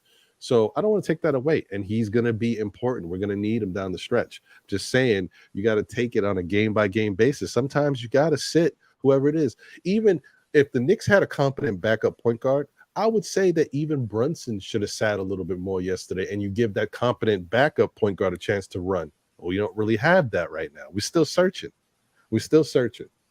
Because Brunson had a tough game yesterday. That's going to happen. But just like he had a tough game yesterday, tomorrow he could be lights out. So you got to go game by game and work with what you got. That's all I'm saying. Nev, what are you thinking, man? What's going on, bro? What you thinking about what you saw last night? Good, man. Good. Yeah. So the first thing I want to talk about is this angle. And what I have noticed over the time, over studying that particular thing, is that anger, when you get angry, anger doesn't have reason and common sense. That's why people kill each other. Because in that moment, when you get really angry, you're going to lose all reason and common sense. And this coach is always badgering the referees, literally from start to finish. He actually doesn't care about managing the game. That's what pisses me off, because he is not into the game. He's into his referees and the players. He constantly screaming, yelling, and I don't believe you can manage a game when you're actually angry about something. So you're actually just keeping, you're not realizing what's happening. And I think that's what's happening to this coach. He is not managing the game. There are times where he could put a player in, to take advantage of what the team is doing. I am watching this game and I'm watching the coach on the other side put different plays at different times. Where he takes the center out and he put Paulus in, with Giannis, and they go small. They do different things. Our coach just ignore everything that's happening on the court. You cannot constantly fight with the referees and your players. Your primary job as a coach is to manage the game. You know, see what's happening. Be in tune with what's happening. It's not to ignore the game and have a set. You just going to play your set guys, set minutes, set time, and absolutely just it doesn't matter what's happening on the court, and it drives me nuts. I am at the point where management needs to do something. This cannot keep happening. We cannot keep excusing his dereliction of duty. That's a dereliction of duty. Your job as a coach is to manage the game. It's to see where you can take advantage of, put your players in position to take advantage. And I don't see that. He's arguing. You know what's happening now to the Knicks? The referees are just ignoring this guy. They don't even give him technical fouls because he's always badgering them. What they're doing now, 50-50 calls, they give it to the other team. Every 50-50 calls, they got it last night. Check it out. Every call that was 50-50 could have gone the Knicks way or could have gone the Milwaukee way. Milwaukee got them because they're punishing this team for what he's doing. That's what the referee are doing right now. They're punishing the Knicks. So he's I'm just so frustrated, man. I have it up to here. I cannot believe I'm watching a coach, not taking care of his primary duty, just ignoring it. There's legs to what you're saying, and what I think a good example of that. I never saw Jalen Brunson complain ever in Dallas. I'm dead up, and I watched Jalen Brunson a lot in Dallas. I hardly saw him complain. I've seen him complain almost every call this year so far, and I thought that was very uncharacteristic of him. And I'm saying that it does have legs because if the head of the snake is doing that, I'm going to think the rest of the soldiers might carry the same mentality. Doc Rivers is a great example of that because Doc Rivers is a great complainer on the bench. If you see the teams, the Clippers, the Sixers, they carry those same attributes. So I think there's definitely something with that, without a doubt. Yeah, man, and it's been like that. It started last year. At some point last year, they just started to ignore the guy. They don't give him. He curses out the referees. They don't give him technical. And this year it has gotten worse. This year it started in the preseason. I think I remember I mentioned that to you earlier when one of the referees had been in the league for 10 years. 10 years. He was disrespecting that referee. I like, dude, the guy been in the league for 10 years, at least 10 years. He knows what he's doing. That's his job. You made me think of something. Why the hell did he take that challenge in the second quarter? I have no idea. Can anybody? You just lost the timeout for what, bro? That was a waste of time. But sorry, you made me remember that when you said that. Yeah. When Brunson got that personal foul under, that wasn't a good challenge. But it's not managing. That's what he's not doing. He's not into what's happening. He's too angry at the referee all the time. He's screaming, yelling at the players, and he's too angry at the referees. You cannot make sound decision. If you're angry people don't make proper decisions. They make wrong decisions all the time because anger is such a strong emotion. It's going to take over your entire body. That's what it is. Yeah, there's no way this guy's making proper sound decision for his team to win, for his team to have an edge. He's just ignoring everything on the court. I see. I'm looking on the other side, and I see this guy managing his team.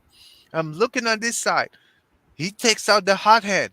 He puts in a guy that hasn't hit a shot most of the game. He's just ignoring everything. Why he's taking out Obi? You know, yeah. He's having a pretty damn good game. He's your best 3-point shooter tonight. This is the guy number one, I don't like how the Knicks play because they do not recognize the hot end. They have a bad habit of recognizing who made the last shot. They just don't seem to care who makes the last shot. Every good team does that one thing criteria. If a guy makes the last shot, we're going to try to feed him and see if he can get off or go off and get hot. The Knicks do not do that. I see plenty of players. If a guy hits the shot, he's not likely to be involved in the next shot. This is not good coaching. Yeah, yeah. A good coaching should be, hey, he just makes the last shot. Why are you passing him up? Good coaching should be holding his players accountable. A good coach would hold his players accountable and say, why are you passing this guy up? And that happened so many times last night. Obi hits the free. He doesn't see the ball for the next 5 possessions. Quickly looks him off. Everybody looks him off. I'm like, what the hell? He's the one that just hit the last shot. Why the play? He's not involved in the play. All you have to do, make sure he's involved in the play. Let him choose who should be taking the other shot. That's what a good coach is supposed to do. That's what he's supposed to manage his team all about. But it's not happening, man. It's just not happening. And I don't see this coach getting better because that's been his way since he's been on the league. Since he's been on the Knicks, I haven't seen a guy that stay composed, and manage the game, which is what his primary job should be, is to maintain his composure and manage the game. And that hasn't happened. When it comes to a good opponent, he gets on the referees. When it comes to a bad opponent, he gets on the referees. Any opponent, he gets on the referees, and he disrespects them. There were times last year the guy was cursing on top of his lungs. Everybody in the stadium could have heard him. Well, this guy's stop, man.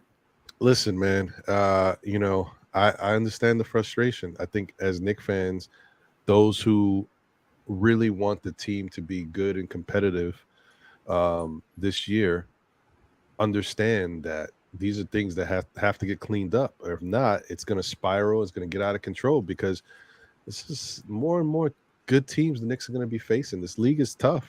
It's not going to be easy. You can't have these type of issues. You can't, run into these same old patterns that he's done in the past. And it's just it's not conducive to winning basketball. It's going to put yourself in situations. Listen, like this is setting us up for us going right back into one of those games where the Knicks come out blazing. We haven't had it yet this year, right? And I hope not to see it, but it's setting us up for us to have one of them games where the Knicks come out great, and then Thibs not making the right substitution or not playing the right guys down the stretch. We could lose the game because he just didn't do the proper things to control the game and keep us in a winning fashion. I hope that's not the case, because if we get back to that, then I'm going to be on the fire Thibs train. Like I'm not jumping off. As soon as I get on that fire Thibs train, I'm going to ride that puppy out all season. But I don't expect to be there because I think that Thibs will be okay because the players will be doing certain things to kind of mask his inefficiencies. You know what I mean? Like, so D said Thibs is going to be Thibs. I agree. I also think, though, that if the players play well and put them in situations to win, it's going to hide some of his poor decision making or his poor substitutions or his not making the proper adjustments at certain periods because someone stepped up. Oh, we really needed to do this and take this guy out and do this. Look at the bad matchup we got over there. That's an issue. That could get us, the loss right there. But maybe Jalen Brunson steps up, hits big shots, you know what I mean, to keep us in the game and then keep us in the lead. So certain guys are going to make it look like Thibs is not as bad as he may be. You know what I mean? I hope I don't want to get into that point, but I just have a feeling we're going there. I think we're going to be there. I think you're wrong, Aron, because what happened with Thibs, he brings a nervous energy to the game, and that permeates through his plays. You can see it. Just watch how many open shots we miss.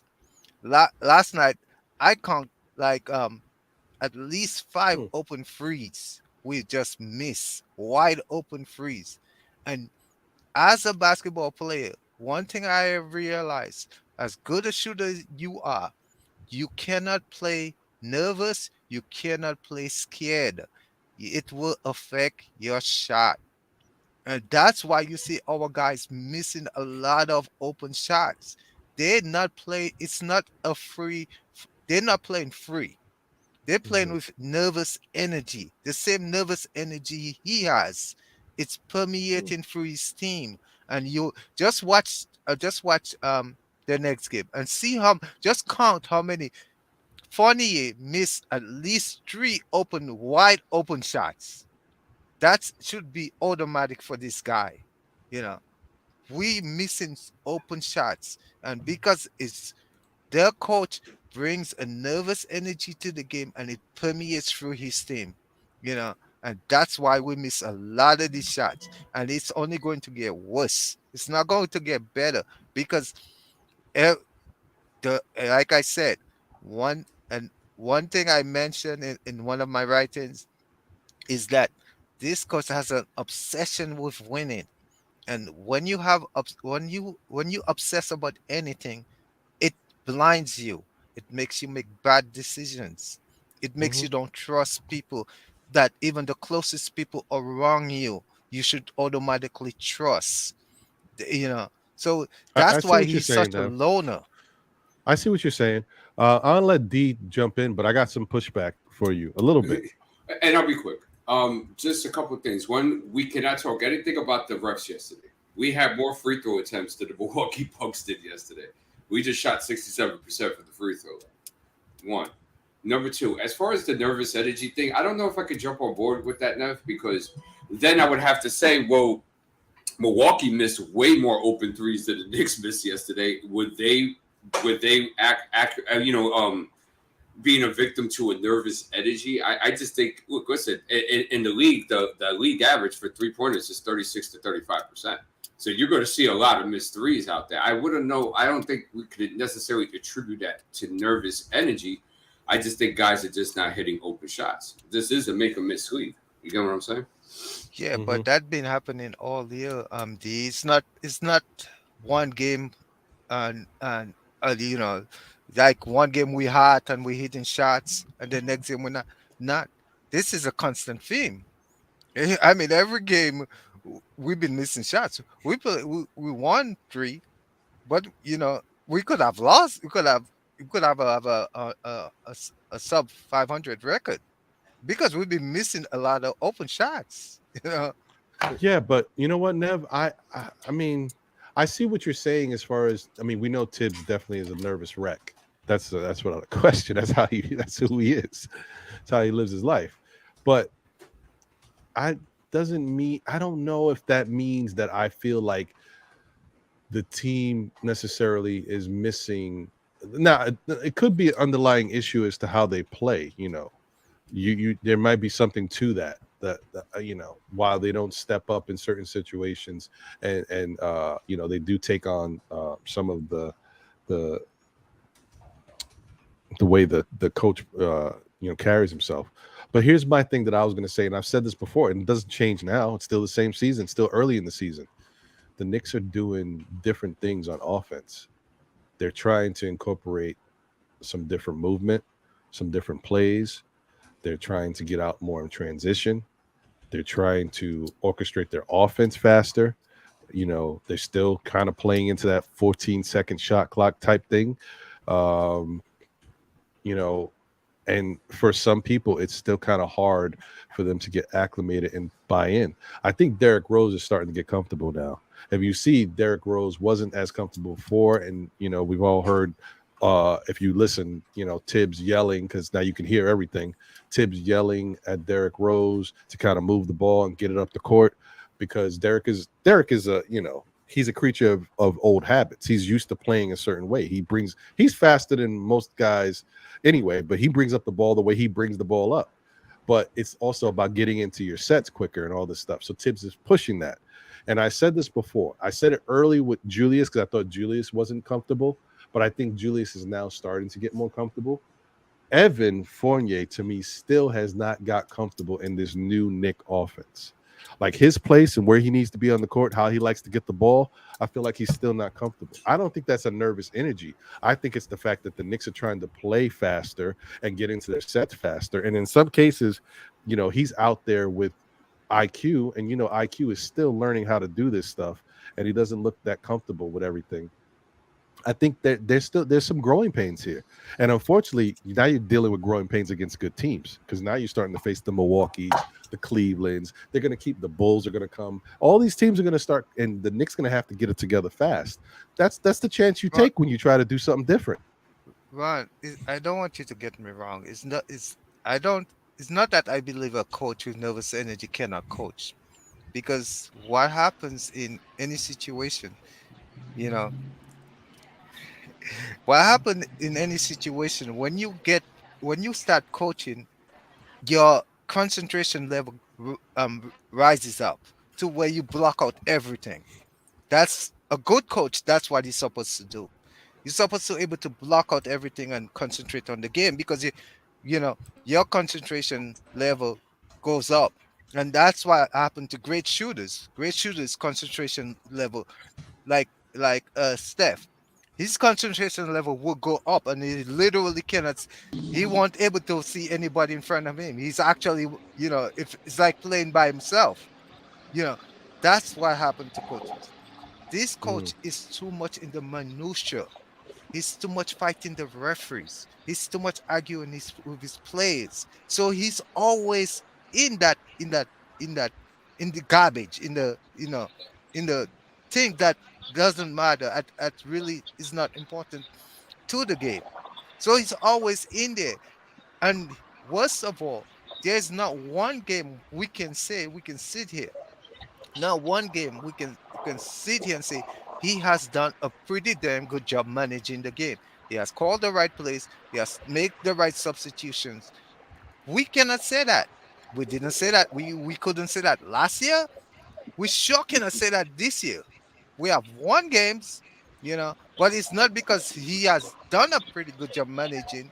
There are always issues with his substitution, his time management, when he pulls out players. I don't know, Nev. I don't want to see, as much as I want to criticize Thibs when Thibs is Thibsing, when he's doing what he does, I don't want to say that he hasn't done anything correct. I think his substitutions early in the first few games were great. I think they were fantastic. I was shocked. So I don't want to say that. I think he was doing good substitutions. His rotations looked great early. And as I said, in that last game with Charlotte, the idea to bring Cam in when you needed somebody off the bench instead of going to IQ was smart. Cam is, give you some defensive effort out there. He also might have a chance to put a couple points on the board, but he also gives you that 6'8" length with his long wingspan, and you needed that against that Charlotte matchup because they got some lengthy guys. So that made sense. I think that was a smart move. Granted, I will say that you're right. He hasn't had a situation where he's been tested enough to see that he's made the right call. The only time I could say was decided to go with Cam. That's the first time I've seen him do something where I think he needed to make the right call there, and he did. So it's still early in the season. Ron, wait. Look, Thibs has been okay, but he has done things along the way so far. In the Memphis game, for example, leaving Isaiah Hartenstein to be barbecued on an island in the pick and roll for 40 minutes. Okay, it's something. Oh that yeah, we no, could, right. That's right. one. Yeah, Another that's one true. too. The other one was playing Julius Randle a whole third for no reason. The other one was, extending Brunson for whole quarters. Okay, and Brunson playing 40 minutes, stuff like that. And we're just in the fifth game. So I can see where you're trying to get at, and I know where you're trying to make light of it, but there are certain things that we're trending towards what we did see in full display yesterday. Correct. And I mentioned the Jalen Brunson thing I didn't mention, but yeah, I mentioned the whole thing about Hartenstein playing the 40 minutes, whereas he could have gave Jericho Sims 10 of those, and it would have been like, I get it, like there's certain things he could have done a little better, but I don't feel like those are the same Thibs moves like you can say that you look at last year that really like hurt us. Those are moves you can still come back from within the course of the game. But I'm not saying if he continues to do that, he's going to put us in more situations to lose games than win games. I agree. He's gotta do a better job of managing the game and making these substitutions and adjustments. I think he's horrible at it. I don't know where this comes from as being an NBA coach who won Coach of the Year twice. How could you be bad at making the proper substitutions or proper adjustments? I don't get it. But like I said, I think he benefits from solid player Wiz, what's going on, action. Man? Greetings, gentlemen. I know Andy's trying to get in the link also. Andy's trying to jump off from Europe.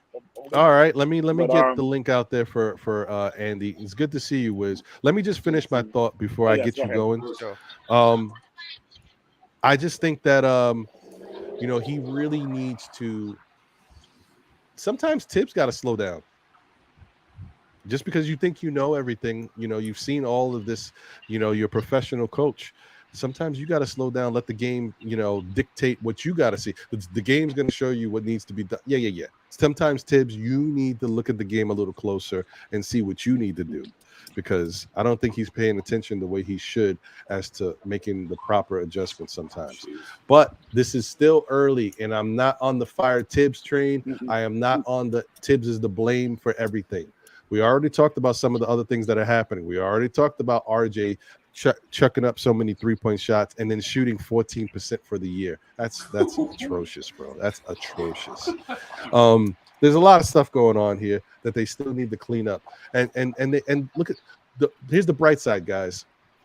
All the stuff that we have noticed, the poor defensive play, the missed shots, maybe some poor substitutions, lack of adjustments. The Knicks had a chance to win that game last night. So I'm going back to the whole point. Rod. That's what do you problem. Mean? What do you mean they didn't have a chance? No, the game was not competitive. You know what we're doing? We taking a little snippet, like the coming back from 17, they cut it down to 11, and we say, oh, they had a chance. The Knicks never had a chance. They led only once in that game by 2. That's it. I don't think you're understanding what I'm saying, Nev. I'm gonna spell it out. What I'm saying when a team has a chance to win a game is if they play better basketball at certain points in the game, they would have had a chance to win the game. Obviously, they didn't, so they didn't win the game. But they had a chance to win the game if they would have played better. No. I don't know what we're talking about. That. Hold on. Okay, Ron, let me ask. No. Hold on, Nev. You're not getting it. I don't think any team has a chance to win any game on any given night. I don't care who you're playing. Okay, it could be the Phoenix Suns versus the Detroit Pistons. If Detroit comes out and they play a good game plan and they're playing solid basketball against Phoenix, especially at certain points in the game, you have a chance to win. Doesn't matter if the Knicks lost by 11 points. At certain points in the game, the Knicks had a chance because they see, once again, I'm saying the Knicks played bad. We just named all of these things that didn't go right for them. If they were able to clean up a couple of these things, they wouldn't have been losing by 11 points. That's my point. They had a chance if they played a certain way. If they didn't shoot 68% from the free throw line, 67% from So they shot 34. They shot 39% from the field. Like and as to D's point earlier, they missed open shots. Milwaukee missed open shots too. Like it could have went either way, but I'm saying the Knicks had a chance if they did a couple things better. The game would have been closer. It came down the stretch. They just didn't get that opportunity. So you have a chance. No. Go ahead, I have a question, just real quick. Like, I see what you're getting at, but did you get the feeling that Milwaukee ever felt threatened in that game? Exactly. No. Exactly. That's why the Knicks never had a chance because they never threatened Milwaukee. It was a walk in the park for Milwaukee.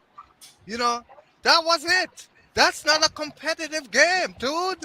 That's not a competitive game. A competitive game requires a back and forth. All right, let me get Wiz in this because Wiz has been waiting for a minute. Wiz, go ahead. Say what you want to say, brother. You probably did that because I'm probably going to defend you a little bit. Is that why you did that? Come on, Lon. No. I want you to be able to speak, my brother. I know. I'm joking with you, man. Greetings, everybody. Greetings from Ireland, man. FD, we had talked about this earlier in the week. Your post-game assessment.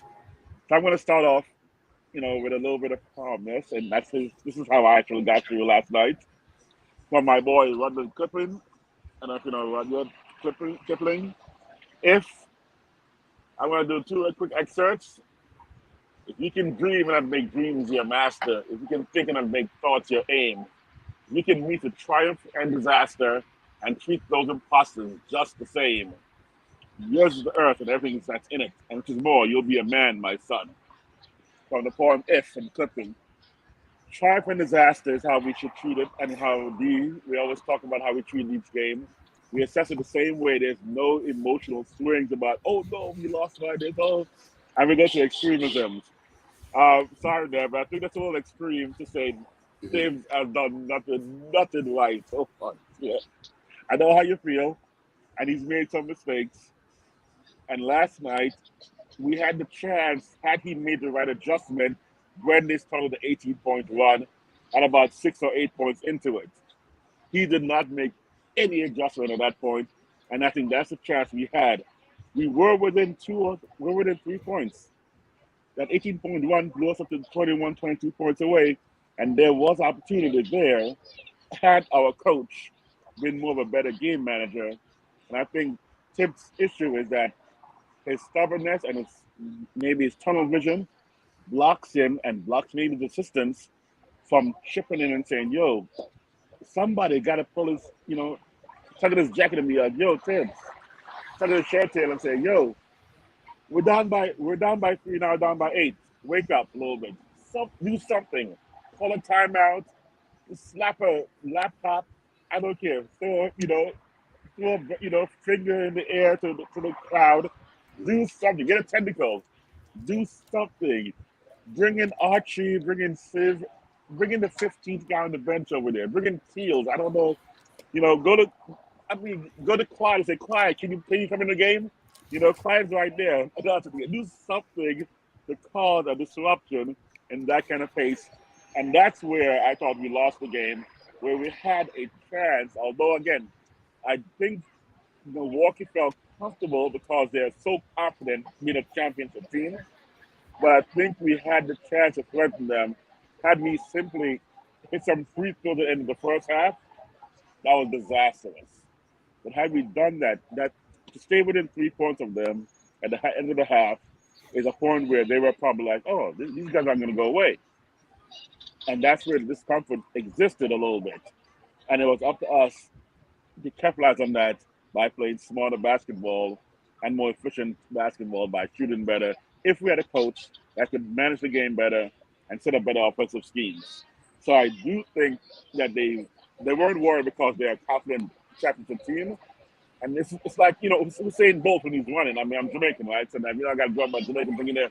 When Hussein is going 100 meters, my man, he's never in doubt he's going to win the race. But he's lost some races. And every time he runs out, he's like, oh, I got this. And the time when he's lost, if you ever watch him really closely, he's like, oh, damn, I can't believe I just lost that race. But you can see his face is still thinking, I'm the best in the world. So he wasn't uncomfortable or felt threatened, even though he literally lost the race or could have lost the race. So I'm going to go with that middle ground of treating triumph and disaster, those two imposters just the same, by just coming back to the analytical part of the game and going, here's what we should do post victory, and here's what we should do post loss, which D and I talked about before, the same analysis, and not get too ahead of ourselves, because early or too much of a comfort like a treating these guys like with kids' gloves. When they mess up, we gotta talk about them when they mess up. And Nev, I know you give it to Thibs, and he deserves it, but I think sometimes we go to keep saying he's never bad at a game. Because I think it's funny. It's somewhat true because overall, he's not doesn't manage games very well, but he has made some really good moves the first 3 games, I think. That's my spiel. Sorry about the long-windedness. No, it's fine, dude. You waited long enough. You should have the floor to be able to talk. So you can get your points out. So I appreciate you, Wisdom, for bearing with us as we kind of get through our points. So thank you. I agree that yes, you would love Thibs to kind of point the finger, next man up, go down the line, and let's get to something else. Let's get another look out here. Let's see what we can do to kind of break what we got going on. Anything we can to kind of stem the tide, right? And I understand Nev's passion. I get it, Nev. You're not like no, I'm saying he's not like every Knicks fan doesn't have the same passion, but he's not unlike a lot of Knicks fans. I get it. I have moments like that too, where I'm passionate about what I see out there, and I want them to do certain things, and I don't understand why they're not stepping up, because I believe in them, and I think you believe in them too. I mean, I know you believe in them because you feel like Jalen Brunson should be playing like Ja Morant. So I was like, wow, if he feels that highly about, then I know he's a believer. So all I'm saying to you is, are you correct in that Milwaukee was never threatened? That's fine. But Milwaukee's never been threatened by the Knicks. Just like when we beat them twice last year, they weren't threatened. But we beat them. My point is, we still beat them. They weren't threatened 2 years ago, and we beat them then too. So they're always going to be. That's who they are. They're an elite team. They're a championship contender team. They got to go out there with that same mantra. That's who they are. But you still have to, in a game, there should be. If you're going to threaten a team, you should have taken the lead at some point to let them feel like they might lose this game. That never happened. The closest we got was, I think it was in the second half, when we were down only by 2 points. We might have tied it in the first quarter. I don't remember exactly, but I know at the just before they went on that 8-0 run to close the half. That's when we got that's when we were the closest. After that, we didn't really get that close. So I cannot sit here and say, "Hey, Milwaukee felt threatened." No, they don't. Hey, this team's getting close. Let's take a timeout, regroup. Right. And I see your point. Yeah. I see your point. Even though that wasn't my point. I never said that Milwaukee felt threatened or we were putting them in a position to feel threatened. I said that at certain points in the game, we had a chance to win the game, because if you play at a certain level of basketball, remember, you can play bad basketball. You could play bad basketball for 3/4 of a game, but if you remain close, you have a chance to win in the fourth. Anything could turn around.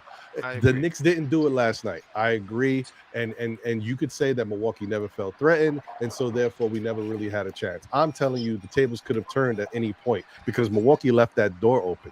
Just like you say they didn't feel threatened by the Knicks, Milwaukee didn't play a great basketball game. So they left the door open for if the Knicks could have made a couple good basketball moves Milwaukee and kind of hold on. Well, no, that's not true. They're not that better than the Knicks. No, that's crazy. That's crazy. That is crazy. Wait. Did I hear that right? Milwaukee is that much better than our No, they're not.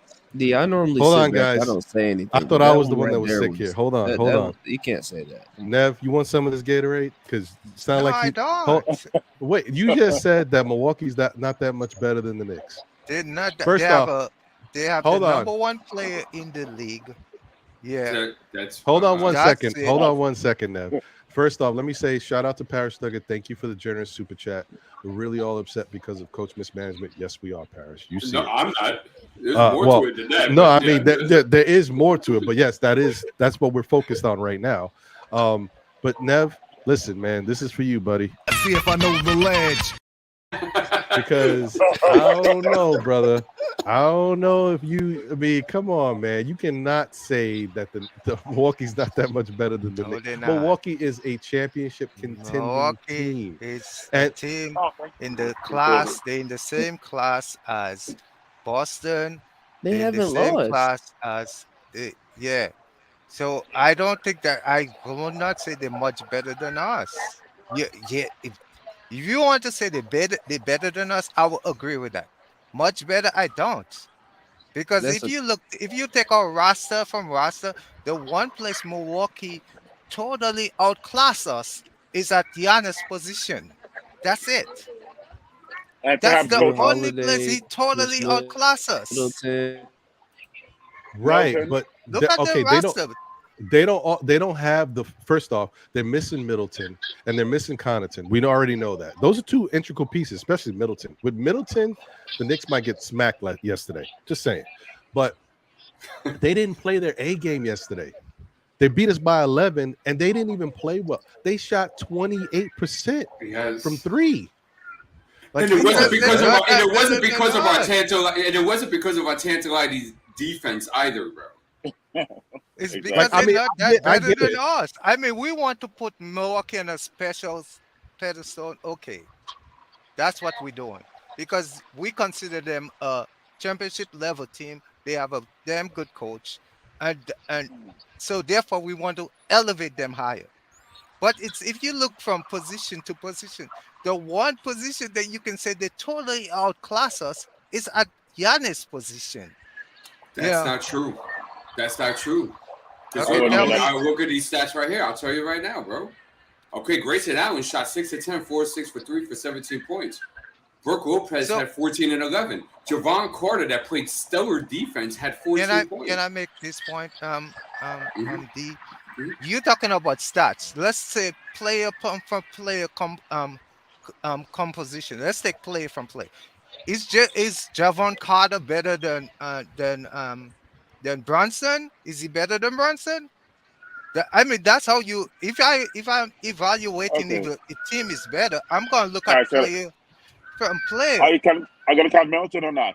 Is Milton in the picture or not? No, well, no, because he couldn't play. He's not out there. All right, so but here's one factor I'm gonna say. I'm gonna agree with you, Nev, on that level.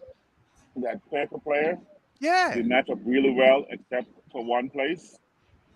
But that one place is exponentially greater than us. I will that agree. Makes the team.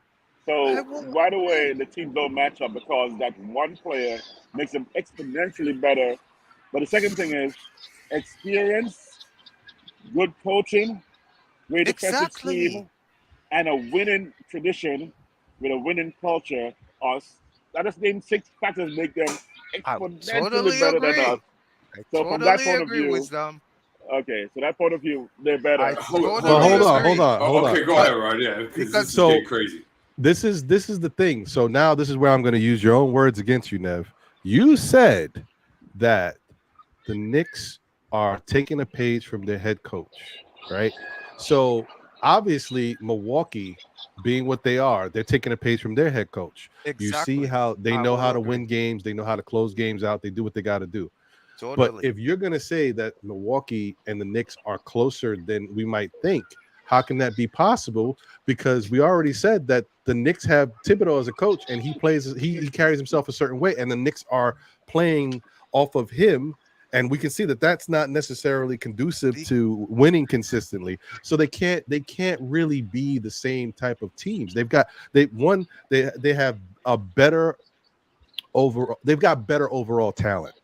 Okay, We might have good individual talent at certain positions that they can't, really, go up against us with. But as far as an overall team defense, they've got better team defense. Okay, so which means they have better team ability. Okay, okay, they've got better team ability. Offensively, I'm gonna say that I'm not gonna lie. Milwaukee's got some holes in their offense too. And they are contingent on a lot of Giannis. He creates so much action for them that it allows guys like Grayson Allen to be open in a corner for three, because you're double teaming Giannis as much as you can. And it also puts you in a poor mindset, because D pointed it out. We're double teaming guys who aren't Giannis. What the hell is that? Which allows other people to get those opportunities that they shouldn't be getting. He does create that. But I'm saying on the 100%. But on the defensive end, they have better personnel defensively. They play smarter basketball. They are physically, just as gifted as us, but they're better defensively. So you can't say, if we played the same type of defense, if this was the Knicks team 2 years ago, I might be more inclined to say, okay, well, we're closer to them than it may look like on the defensive side. But offensively, they've got Giannis. And if you put Chris Middleton back in the mix, they're another story. If you bring Connaughton back, that makes them the Bucks team that we're used to. They're dealing with injuries on their end. And we know, listen, part of the reason why I believe they didn't win last year is because they didn't have Middleton. Yeah, they didn't have that second. They didn't have Middleton. If they had Middleton, they might have won. Just saying. Another thing too. I won't disagree with all of that. It's not that I disagree. But when you hold on. Let D get his point before he forgets his point. Go ahead, D. And I will. Is that Nev? When you're saying a team's not too far away from each other, I see that as something like this. Okay, Milwaukee Bucks not only did just win a championship, they have a tier 1 superstar. They have all-stars and Chris Middleton and Drew Holiday. Our roster has nothing of that. And I'm saying that if you're going to go to a 7-game series in the playoffs with a Milwaukee type of roster healthy and our roster type of healthy, I think that's night and day, brother. There's no conversation in that. I will take Milwaukee to beat us in 3-2, 4-2 or 4-1, because I am not saying they're not better. I am just saying that they're not that far. We're not that far off from them. Talent-wise, if you will, yes, they do. So we have a tier 1 superstar? No, we don't. Do we have 2 all-stars? Oh, here's my question, currently Nev. we don't. Nev. So we're nowhere near them. So Nev, the Bucks right now, without the guys who are out, undefeated as they are currently, can they win the division and possibly be a top 3 in the East? Yes. As they are right now, without the thing. Okay, as we are right now. Without Middleton, no.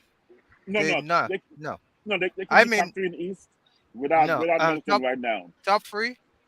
They're undefeated right now. Yeah, probably top 3. Probably so 3. Without 3 of their skill players and 2 all-stars, or at least 1 all-star, you're saying that they're top 3 in the Eastern Conference. With us completely healthy, are we worried about trying to make the playoffs? Yeah, because so they're much better than we are. They are much better than we are. They are much better than we are as a team. Because, I know what you're saying though, individually, player for player, matchup for matchup. But sometimes player for player, if you compare player for player matchup, we're not that far from them. We're not that far. But as a team, they have accomplished a whole lot more than us. They don't second self themselves. They know who they are. We just don't know. We don't know who we are. We don't know where we're going, and we're not sure if we're going in the right direction. So now, with that in mind, we're nowhere near them. So we don't know where we're going. If we know we're going left to right, up and down, we're nowhere near them, bro. Yep, exactly. That's a because I think that's I understand what you're saying, that when you look at, because you see there is a talent level on this Knicks team that people try to ignore, but there's some talented people on this Knicks team. Not being coached properly. I get it, but you also got to understand, even with the talent that we do have, there's guys that may have individual talent, but then how do those individual talents help team overall? How does it help on the defensive end? Some of these individual talents are all offense. We know what Obi can do, but Obi's an offensive player. There's no doubt in my mind Obi can be one of the best defensive players in this league. I mean, listen. Okay. I don't want my laptop to crash again. Nev, I will tell you that I understand where you're coming from, because people used to say that if you are highly athletic, that you should be able to be adequate on defense and even excel if you can buy in to how to play defense. But it's not that easy. We saw one of the most athletic big men in the league. I guess you could call him. Yeah, he's a big man. Whatever. He's 6'9", but he was still a big man. Amari Stoudemire. Amari Stoudemire terrorized the league for many years with Phoenix. Horrible defender. Came to the Knicks. Oh, they never taught me defense. What? Exactly.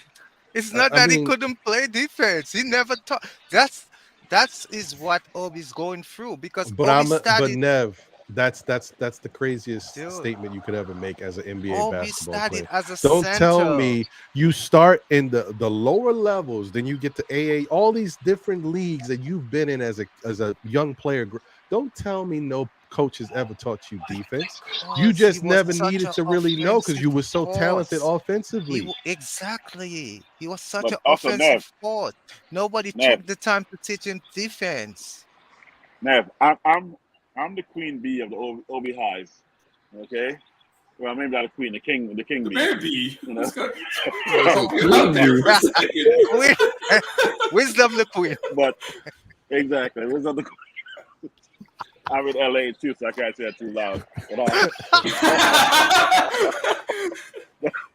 But there's a part of defense, and that's why Steve would like Deuce. I think IQ, defensive IQ, is the measurement of basketball IQ, and they've got us beat on the IQ level, and combined with the confidence level, makes them exponentially better.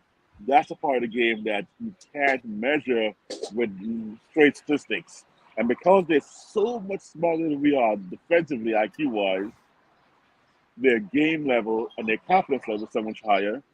You make them right away recognize that they are much better than us, because we don't have the defensive IQ and we don't have the confidence. And those two things, look at all the elite athletes of every sport. That confidence and the next thing is the IQ level is what makes them the elite of their sport. And right now, we're missing that across the board on every player. Even maybe Brunson is the only one I think is close to having both. Everybody else, I don't think, has either one, confidence or the IQ right now that they need to be an elite team. So that's my problem. And I love my team, and I think we can do well. But I think we're missing those things, or we're not exposing those things of what we should have. I shouldn't say we don't have it. It's not being exposed. I 100% agree with you, but like you just said, it's not that we are not being coached that way. We literally, there's no way I coach this team and a guy, just a dribble, would get off a 3-pointer. A guy standing out there. That's no way I allowed my team to do that. I would not. There's no way. That guy would have to continue dribbling. You don't leave this guy open to take a wide open free. That's bullshit. And that happens so many times. All right, okay, calm down there. In the jar. All right, I hear you. I think it's time to change the All right, yeah. Yeah, I was just gonna say that too. I don't want to get Nev's blood pressure all hyped up. Yo, dude, you think my players could do that shit? I have. Hey, any my players would do that shit. I would be in their face. I think when I said that, it's not a green light to go even harder. That wasn't the point. That was just to calm down. That's what this coach needs to do. All right, man. Players. Listen. Why okay. All right, but I'm not trying to get demonetized either. So relax. Anyway, I got your point. I think we've spent enough time on Coach Thib. I love the passion. I love the veracity. You know, the luminaries are illuminating at the Garden right now. You really you showing me something, Nev. but you gotta calm down, bro. Imagine Game 10. Jeez. Yeah, man. You're gonna blow a gasket, bro. I see this thing going downhill.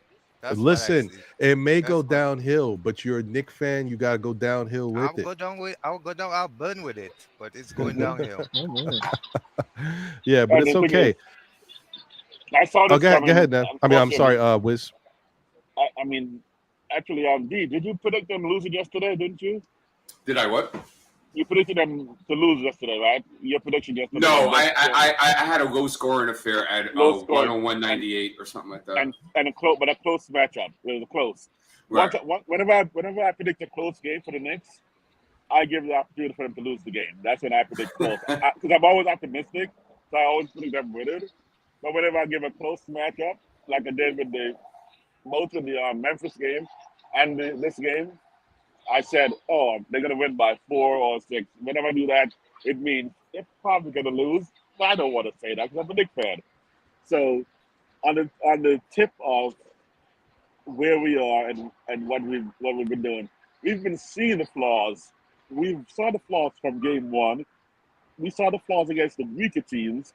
And I was saying from the flaws we had, which one was corrected yesterday, by the way, which I'm very impressed with.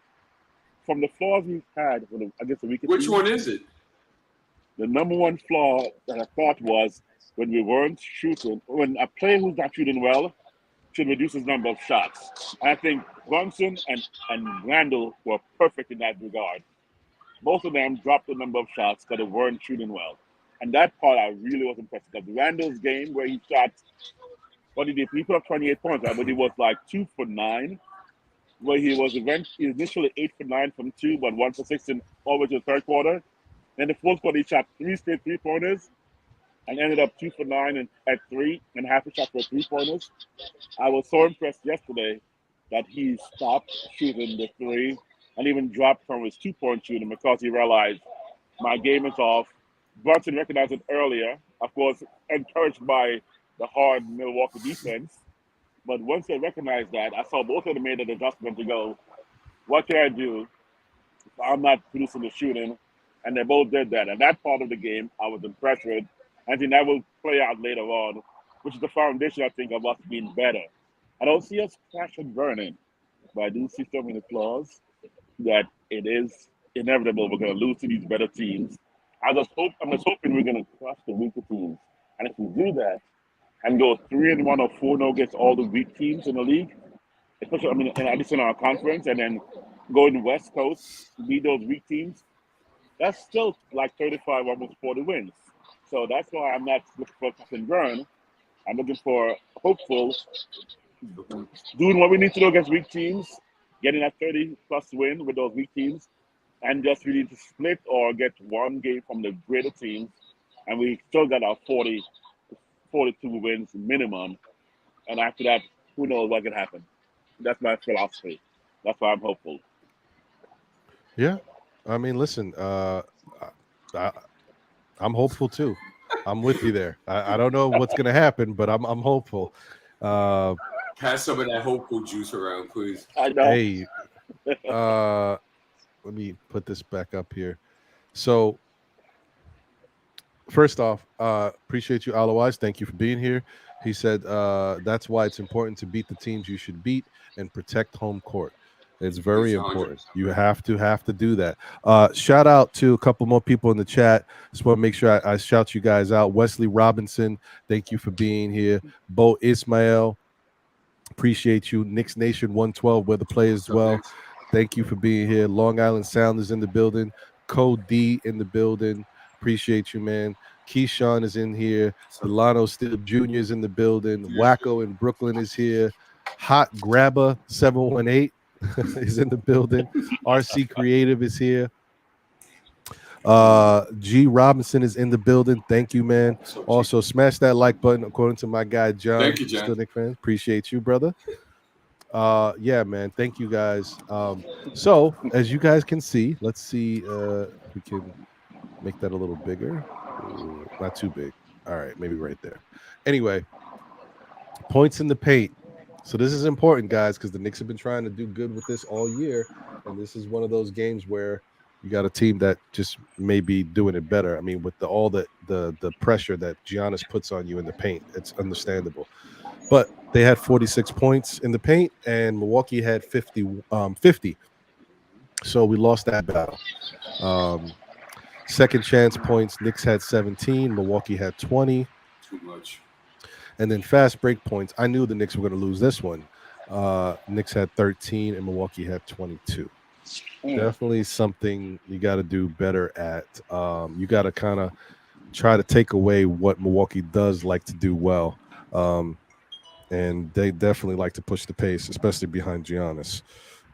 Let me see if I can bring up this real quick.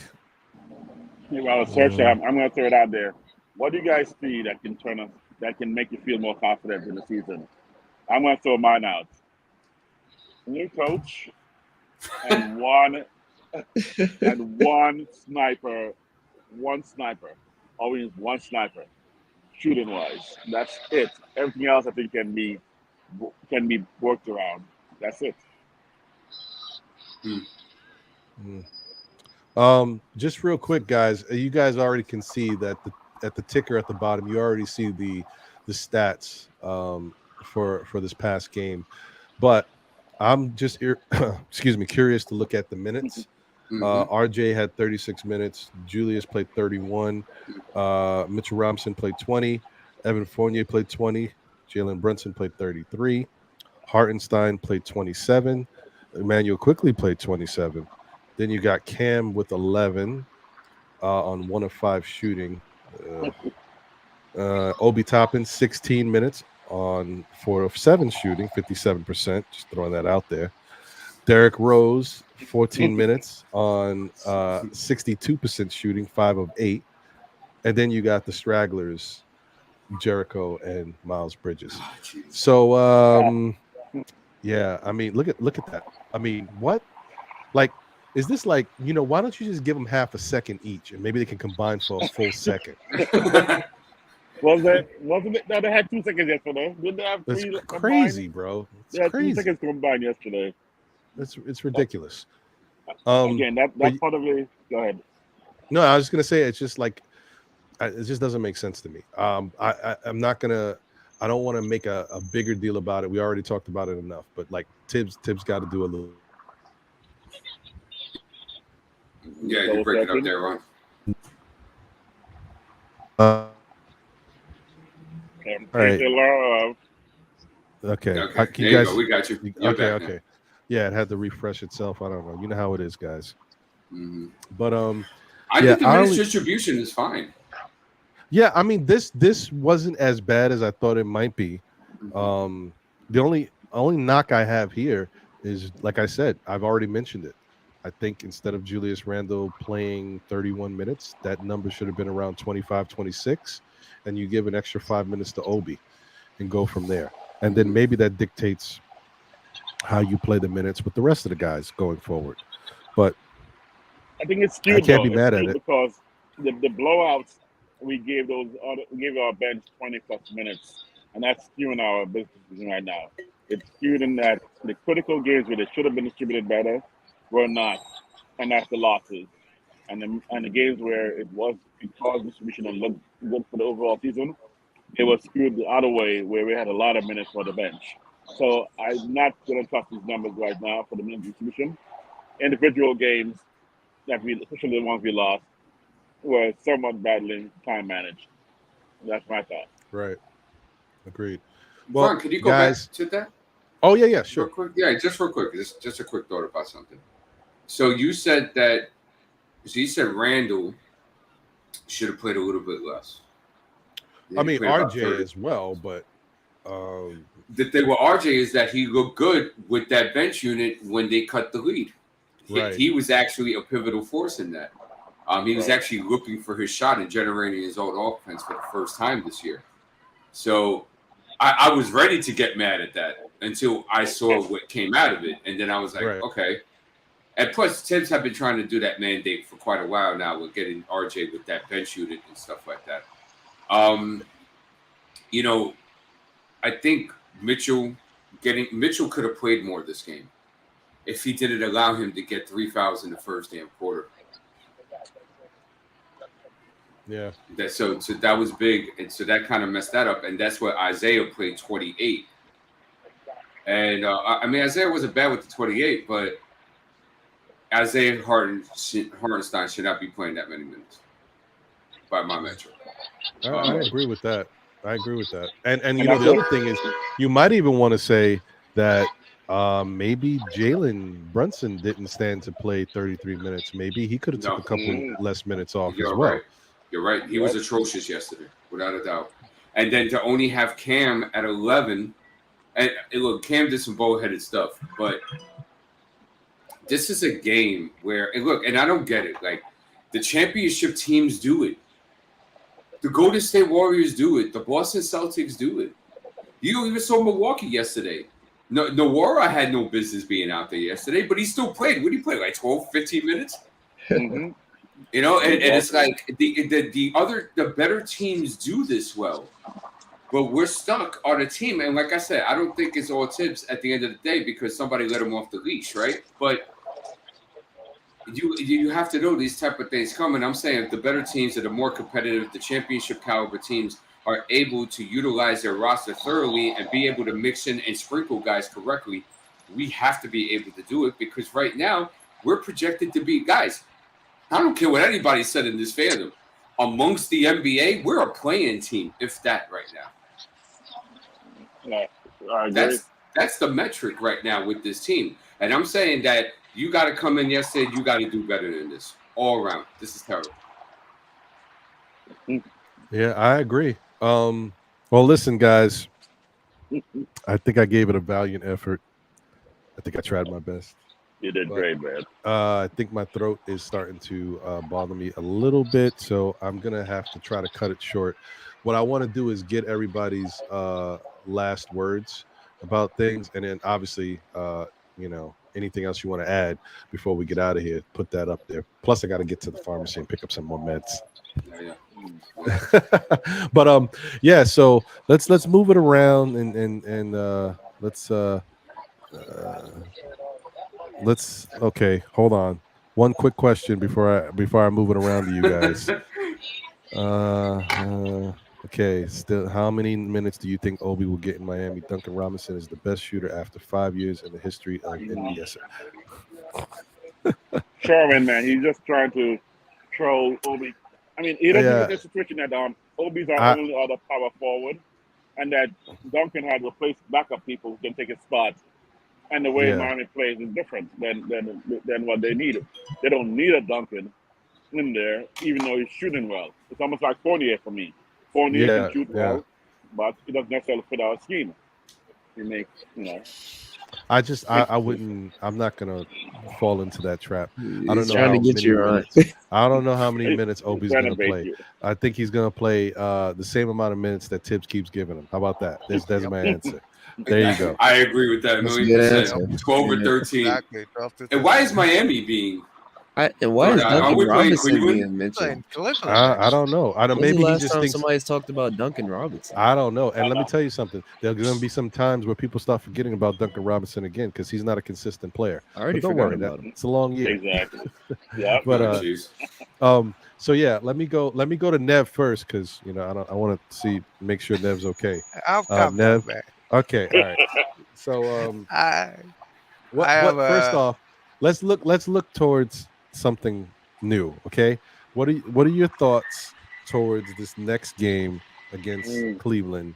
And you know, what is there something you'd like to see them do differently? And when I say something, I mean something, not everything. So just I'd like to see this coach manage the game, but I'm not holding my breath on that. He's not going to manage the game. He's not going to pay attention to the game, what is happening, what he needs to do. In-game adjustments. He's not going to do it. So I'm not going to hold my breath on that. I expect us to find a way to lose the game, you know, basically. Because like I said, I see us trending downhill. And, you know, so we will find a way to lose. We might not even be competitive. We might be just, you know, what was that guy named? That coach we had from Miami. He used to coach that way. You never felt the other team never felt threatened, so you always know we was going to lose. I can't remember his name. Oh, you're talking But about He's what's his talking face? about Fizdale, but Fizdale, yeah, Wow. that's it. There's Fizdale. He would. At least this coach doesn't do this, but he's the proper other players on the other team. I used to hate that shit. So he used to do that. You used to So hate that stuff, you mean? Yeah, I used to hate that Yeah. stuff. So No cursing. sorry, my apologies. roll the window down. So Yeah, Yo, so I used to hate that shit, and we jeez. were non-competitive competitive. Gotcha. I'm starting to feel that way about the Knicks, especially on the road. We're gonna be non-competitive competitive. It's always like, oh, we just gonna get over the hurdle, that hurdle, this hurdle, free throw hurdles, you know, uh, 3-point hurdles. It's gonna be some kind of hurdle we can't get overcome. That's what I foresee coming up. All right. Okay.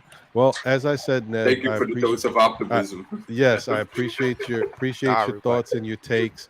I know it's tough for you right now because you're frustrated. You're a frustrated Knicks fan, but it's a long season. It's only been 5 games in an 82-game season. We got a lot of basketball to play. Things can turn around. Things can look good. I mean, they could get worse, but they can get better as well. So let's let it play out and see how it goes. But I agree that they do need to make some changes. Thibs needs to be a better at doing certain things out there, and hopefully the Knicks have to play with some urgency too, because these games mean something, and before you know it, the record could look crazy. But once again, Ned, but I'm not just doing this because I just want to do it again, but I do want to do it again. You also have to calm down, brother. Once again, you need See if I know the ledge. keep that in mind. All right, just Thanks, man. take it easy. It's gonna be okay. I do have a temper, and I don't like bull crap. There you go. Hey, I got There you I go. know crap is a bad word too. Is crap a bad word? No, we're congratulating Yeah, you for yeah, saying yeah, that. yeah. Good job. There we go. We'll There take the we go, crap. Ned. Yeah, We're taking it one day at a time, man. I'm gonna have to. Yeah, I'm getting better already. Yeah, I'm gonna have to get with D. We're gonna have to get this virtual swear jar, B. I'm about to make some bread up in here. Okay, Wisdom. What's your thoughts, bro, for the next game against the Cavs? Anything you want them to do different or whatever? First of all, never just saw you change within like 15 minutes. You made a change. So I'm hoping that Thibs will follow your example and learn from you that you can change. Tomorrow, unfortunately, I think we're going to be a similar team. I think we're a similar team that we were, which means that we have the same coach. We're going to Nice. we're going to be a similar team.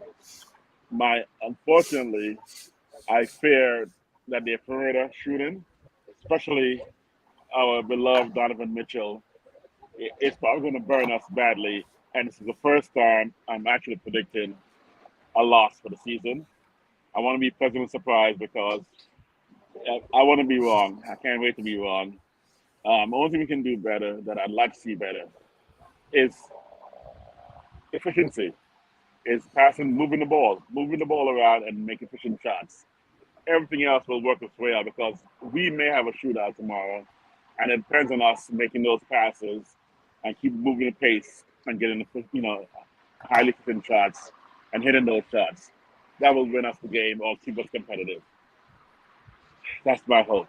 But Donovan may put up 30 or 40 tomorrow, and I wouldn't mind seeing him because I love Donovan Mitchell, even though I'm a Knicks fan.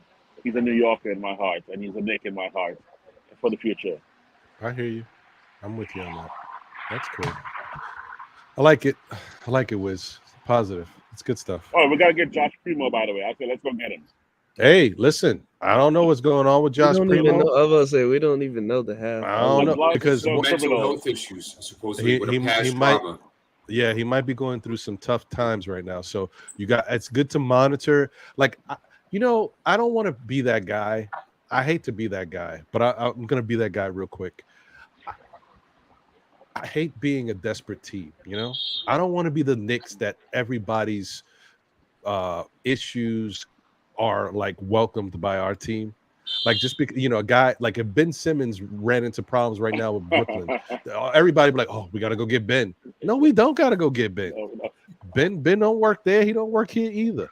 Now I'm not saying Primo won't. I'm just saying like anything like Miles Bridges. We know what Miles Bridges is dealing with right now. As soon as it happened, everybody started saying like maybe we got to consider Miles Bridges. I don't know. I'm just saying we just got to let things play out. And if a player is okay and is not breaking any laws and not worried about going to jail, then maybe we can look to bringing them on the team.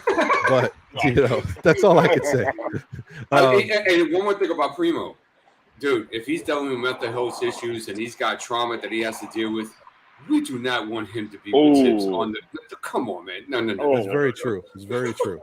Let that young man get better, please. All he's got to do is make one phone call to Julius Randle. And how did things work for you last year? So, stay away for now. Sam, thoughts about the next game and anything you're thinking about or expecting or hope to change? So for me, I'm looking at the breakdown here, and it might be off of strength of schedule or who we play versus them. But if you look at just the league rankings, we're better than them in everything besides point differential. Meaning the Knicks have a chance. I don't know how high of a chance it is, but they have a chance to win tomorrow. So I'm going to go in a little bit more optimistic. I've also seen the Cavs versus Wizards game this year, and I think that the Knicks beat the Wizards anytime this season. And I looked at the way the Wizards played them in that one game. So I think that the Knicks do have a chance. We know Donovan Mitchell is going to drop 30 points. That's a given anyway. We just need to stop the other guys. And I think if we limit Jared Allen on the boards, that would be a big key. Because him and Mitch are going to be in a battle all night. Karis LeVert is turning it up. I'm not sure. I guess RJ Barrett's going to be guarding Karis LeVert, but he's been on fire lately. So, I mean, they've got a pretty deep roster, if I'm being honest, as far as depth goes. Shetty Osman's been playing good for him. The fake Dwayne Wade's been playing good for him. They've got, who else do they have? Oh, Mobley. So, I mean, it's going to be an interesting game. But me personally, guys, I wouldn't get too worked up about it. It's only 5 games in. Like we said, we know about D knows what I had nicknamed Thibs. I used to call him. I'm not going to do it anymore, but we know that who he is. He is who he is, guys. He's not going to change. So you just got to hope and pray that these players do well every night, because Thibs is going to still do the same stuff. So unless these players show up every night, it's going to be the same scenario of us losing games and complaining about who should have played this and that. We know he's not going to change that. So the guys are just going to have to get into the game when they are called on and show up. Simple as that. Peace and blessings. Y'all have a good weekend. Thank you, Sam. Same to you, my brother. And then, last but not least, we'll get I have one last thing I'm going to say at the very end, but get D's thoughts. Also, D, before you finish your thoughts, make sure to mention when your next show is going to be and stuff of that nature. You know how. Yeah. All right, brother. I'll be quick because I know you got to go. Tomorrow, 12 o'clock, we're going to have the pregame for against the Cleveland Cavaliers. That's every time I'm going to be on for postgame, pregame. It's always going to be at 12. It's going to be on game days and before game days and stuff of that nature. So tomorrow at 12 for our Cavs, we'll be on. So let's get lit with that. Forget about your Giants tomorrow. Forget about the Jets. Okay, forget about those guys. We got the Cavs tomorrow. Okay. Whoa. Oh, damn, what did I do? Anywho. Oh, wait, you're still there, D? Oh, okay, sorry. Man, I'm such a basketball junkie. I don't know how you guys can watch other sports. Anyway, all right. So I am into beach volleyball, though. That's very interesting stuff. Anyway. Okay, but seriously, tomorrow, the Cavs are number 2 in the league at opponents' points per game, which people have not mentioned. Okay. It blew up against the Celtics because they're the Celtics. I mean, like, they're a championship contending team. They're high powered. You know what I mean? Like, they play both sides of the floor, and this is a very good test for us. Now, I had wanted us against Milwaukee to come out with a pit bull, to come out with a sense of we belong. You know, and this is not like a young team that's identifying with themselves. Like, you got guys on this roster that have been in the league for quite a while. You know, Jalen Brunson had his run with Dallas. Julius Randle's been in this league for 8 years. Mitch has been here for 5. RJ's been here for 4. You know, even the younger guys have been here for 3 years and stuff like that are in the rotation. Cam's been here for 4. You just expect, you know, we're here this year. We're making a playoff berth. Milwaukee, I want to see that mentality against the Cleveland Cavaliers. Now, I do have many concerns. On-ball containment, close-out defense, and help of recovery and transition defense and second chance points. I mean, offensive rebounds leading to second chance opportunities has been a complete nightmare, bro. There's just no way for me to sugarcoat it. And I'm saying you're going against a team with a guy that can get his own offense. You're going against a team that Karis LeVert can go get his own offense. You're playing against a team that Jarrett Allen and Eric and Mobley are magnificent perimeter defenders for their size, and they can switch against most pick-and-roll ball handlers in this league. Cleveland is also 8th in the league in total shooting percentage. They're 10th in the league in three-point makes. They're 1st of the league in three-point percentage, which is problems that we've had. They do have a rebounding issue that we could take care of them and stuff like that. I'll get more into that tomorrow, but the point being is that this is a game that we have to come out that we belong, and that we belong in the conversations as far as playoff seedings are concerned to be in that top 6. If you guys want your 45, 47, 48 wins, you have to be in the top 6. So these are these type of games now that you go ahead and punch some teams in the mouth and go ahead and try to get an early advantage earlier in the season, right? Because you don't know what's going to happen. Thibs has to wake up. Okay, I don't care. Oh, he's been okay the first couple of games. It's been little trends that led to a total meltdown yesterday with what he does. You cannot do that. You have to use your roster. And it's situational. Okay, it's not just the same vanilla template every time, bro. It's situational. If you're going against Jarrett Allen and Mobley, okay, you might have to inject Sims. There could be another foul issue with Mitch and Hartenstein tomorrow. Okay, got to keep that in mind. Okay, who the hell is going to play Donovan Mitchell? Most likely is going to be RJ Barrett. Mm-hmm.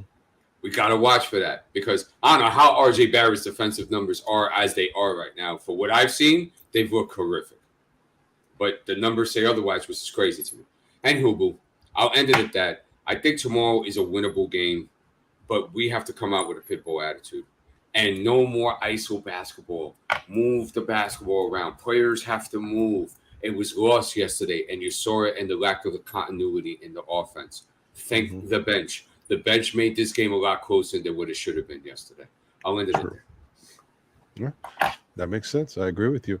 And if I didn't know, I put it up, but I just want to also acknowledge it. Shout out to Paris Duggan. Thank you for the generous super chat.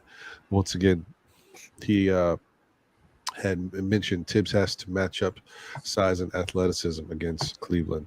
I agree. Look, I think tomorrow's going to be interesting. I think the Knicks are going to play better basketball than they did yesterday. I think that's without a doubt. I just don't see them playing back-to-back as badly as they did. And I think Jalen Brunson has yet to show me that he'll have 2 back-to-back bad games. So I expect him to play better tomorrow. And if Donovan Mitchell is guarding him at all, I expect Jalen Brunson to eat.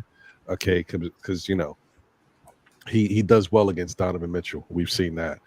So we'll see how it plays out. It looks like I don't think Garland has been back yet, and I don't think he's going to be back tomorrow. So that's good. That's a good sign for the Knicks.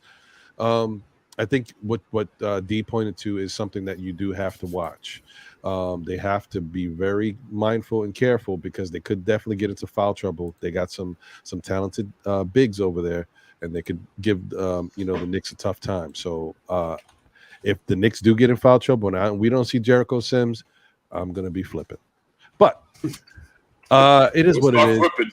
Yeah, it is what it is. So, you know, this is why I wanted to say one last thing about it, and I didn't bring it up, but I gotta watch it because I've been watching it. I started, and I think I already removed the star. I apologize because someone else. Oh, I know it was Craig. Craig, yes, I'm watching, bro. I'm paying attention too. I have noticed that Julius Randle is starting to get a little Julius Randle-ish. Oh, yeah. Okay, he's starting to get a little complainy. He's starting to get a little bit more hyped up. a little bit more demonstrative. I'm watching, and I noticed it. Like people see it last night. I was really watching it in that Charlotte game, and he was doing good in the beginning, but as certain things, the calls wasn't going as well. He started to get a little hyped up. So I'm just watching. I just hope he keeps it together. We don't need too much of that. But yeah, it's something to pay attention to. Watch that going forward because he's got to keep the bad Randall at bay. You know, it's like the werewolf at night when the moon hits. He's got keep it down, B. Don't turn into that werewolf Randall. We don't need that. Shout out to Danny Landis. Damn, Danny, you came in at the wrong time, my brother. Sorry, man. The only link I can give you right now is click the link to watch the replay. Sorry, brother, but I appreciate you, and I need to get you back on the show. I haven't seen you in a while, and see how your boy's doing and how's basketball going for him. But good to see you, bro. And shout out to Corey Lee as well. Appreciate you as well, Corey Lee. Thank you guys once again for being here, rocking with me. I hope it wasn't too bad. I also started to see my connection started to get a little crazy towards the end. That's why I was trying to like wrap up and get out of here before it just goes kaput. But yeah, I think thankfully it wasn't as bad as I thought it might be. I thought I'd have to take a lot of breaks and pauses just to get myself together, but okay, we were able to gut it and get through it. So I thank you guys for being here. Appreciate you guys. Sam, thank you for being here on the panel. Nev, thank you, brother. Hey, Ron, can I say one thing before? Sure. Before we go? You may want to use your phone for your internet. I use my phone right now. I'm using my phone for my internet, so you may want to use your phone. Every phone has hotspots and tethering, so check into that because this might be a better connection and coming out from the phone company than your the way you getting your connection from. Well, here's the weird thing, Nev, and this is just me telling you something as well as anybody else out there who may be curious. Mm-hmm. Oddly enough, the connection is great. It's strong, but it's different when you're streaming content. When you're streaming and using StreamYard, it takes up a different level of bandwidth. So I could watch anything right now or even play a video game. No issues whatsoever.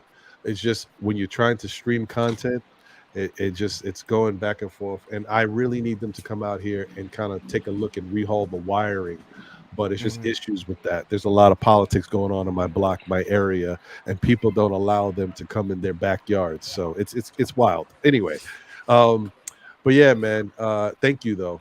Thank you for being here, Nev. And we'll get through it one day at a time, man. That's okay. Sure, I know your passion is there, bro, and I appreciate it. And I'm sure if the Knicks were to watch this, they'd be like, man, he may be mad at us, but I like the fact that he cares. So, Wiz. Sure. I appreciate you, brother. Thank you for being here as always, and being a great supporter.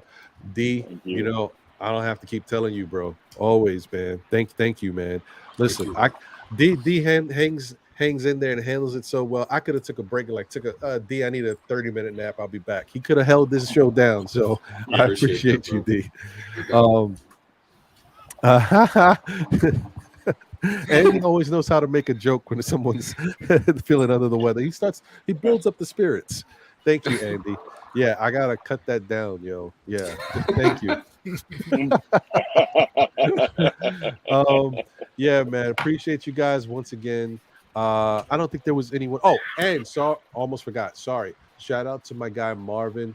Marvin, thank you for being here. I know you can only spend a little time with us, but I thank you for popping up because I love talking to you, man. I'm glad you were able to jump on and join in. Appreciate everybody. Thank you for all the generous super chats. Paris Duggar, as always, thank you. And also thank you to my man Rose. Appreciate you, brother. I will holler at you. If you're still here, I'll holler at you later. Yeah, man. So it's been another good show. I'm hoping for a bounce back win tomorrow. D, you gonna say something? Oh yeah, just we love you, chat. Without you guys, we're not here. We always want to say that and give you guys your blessings and and all that type of stuff. I lost the thing right now, but always like to do that. Thank you, chat, for everything. Without you guys, we're not here, guys. Also, make sure we get those likes up as well. Yes, definitely smash that like button if you can. Appreciate the love. It's good to be back in the swing of things. I feel a little better. So by Monday, Still Nick Fans Weekly should be okay. We should be good to go. and then hopefully we can get an NBA report on Thursday up and running again, and then just get back into the regularly scheduled programming. So man, thanks for being here, guys. Another great show. Catch you. I'm gonna get some rest and get my meds and all that stuff, and just continue to try to get better and take care of my family, which it sucks when your family's sick too. Oh man, it feels bad.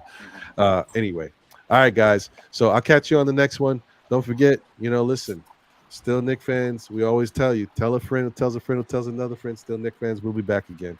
Yeah. Take care. Right. Peace. Exactly.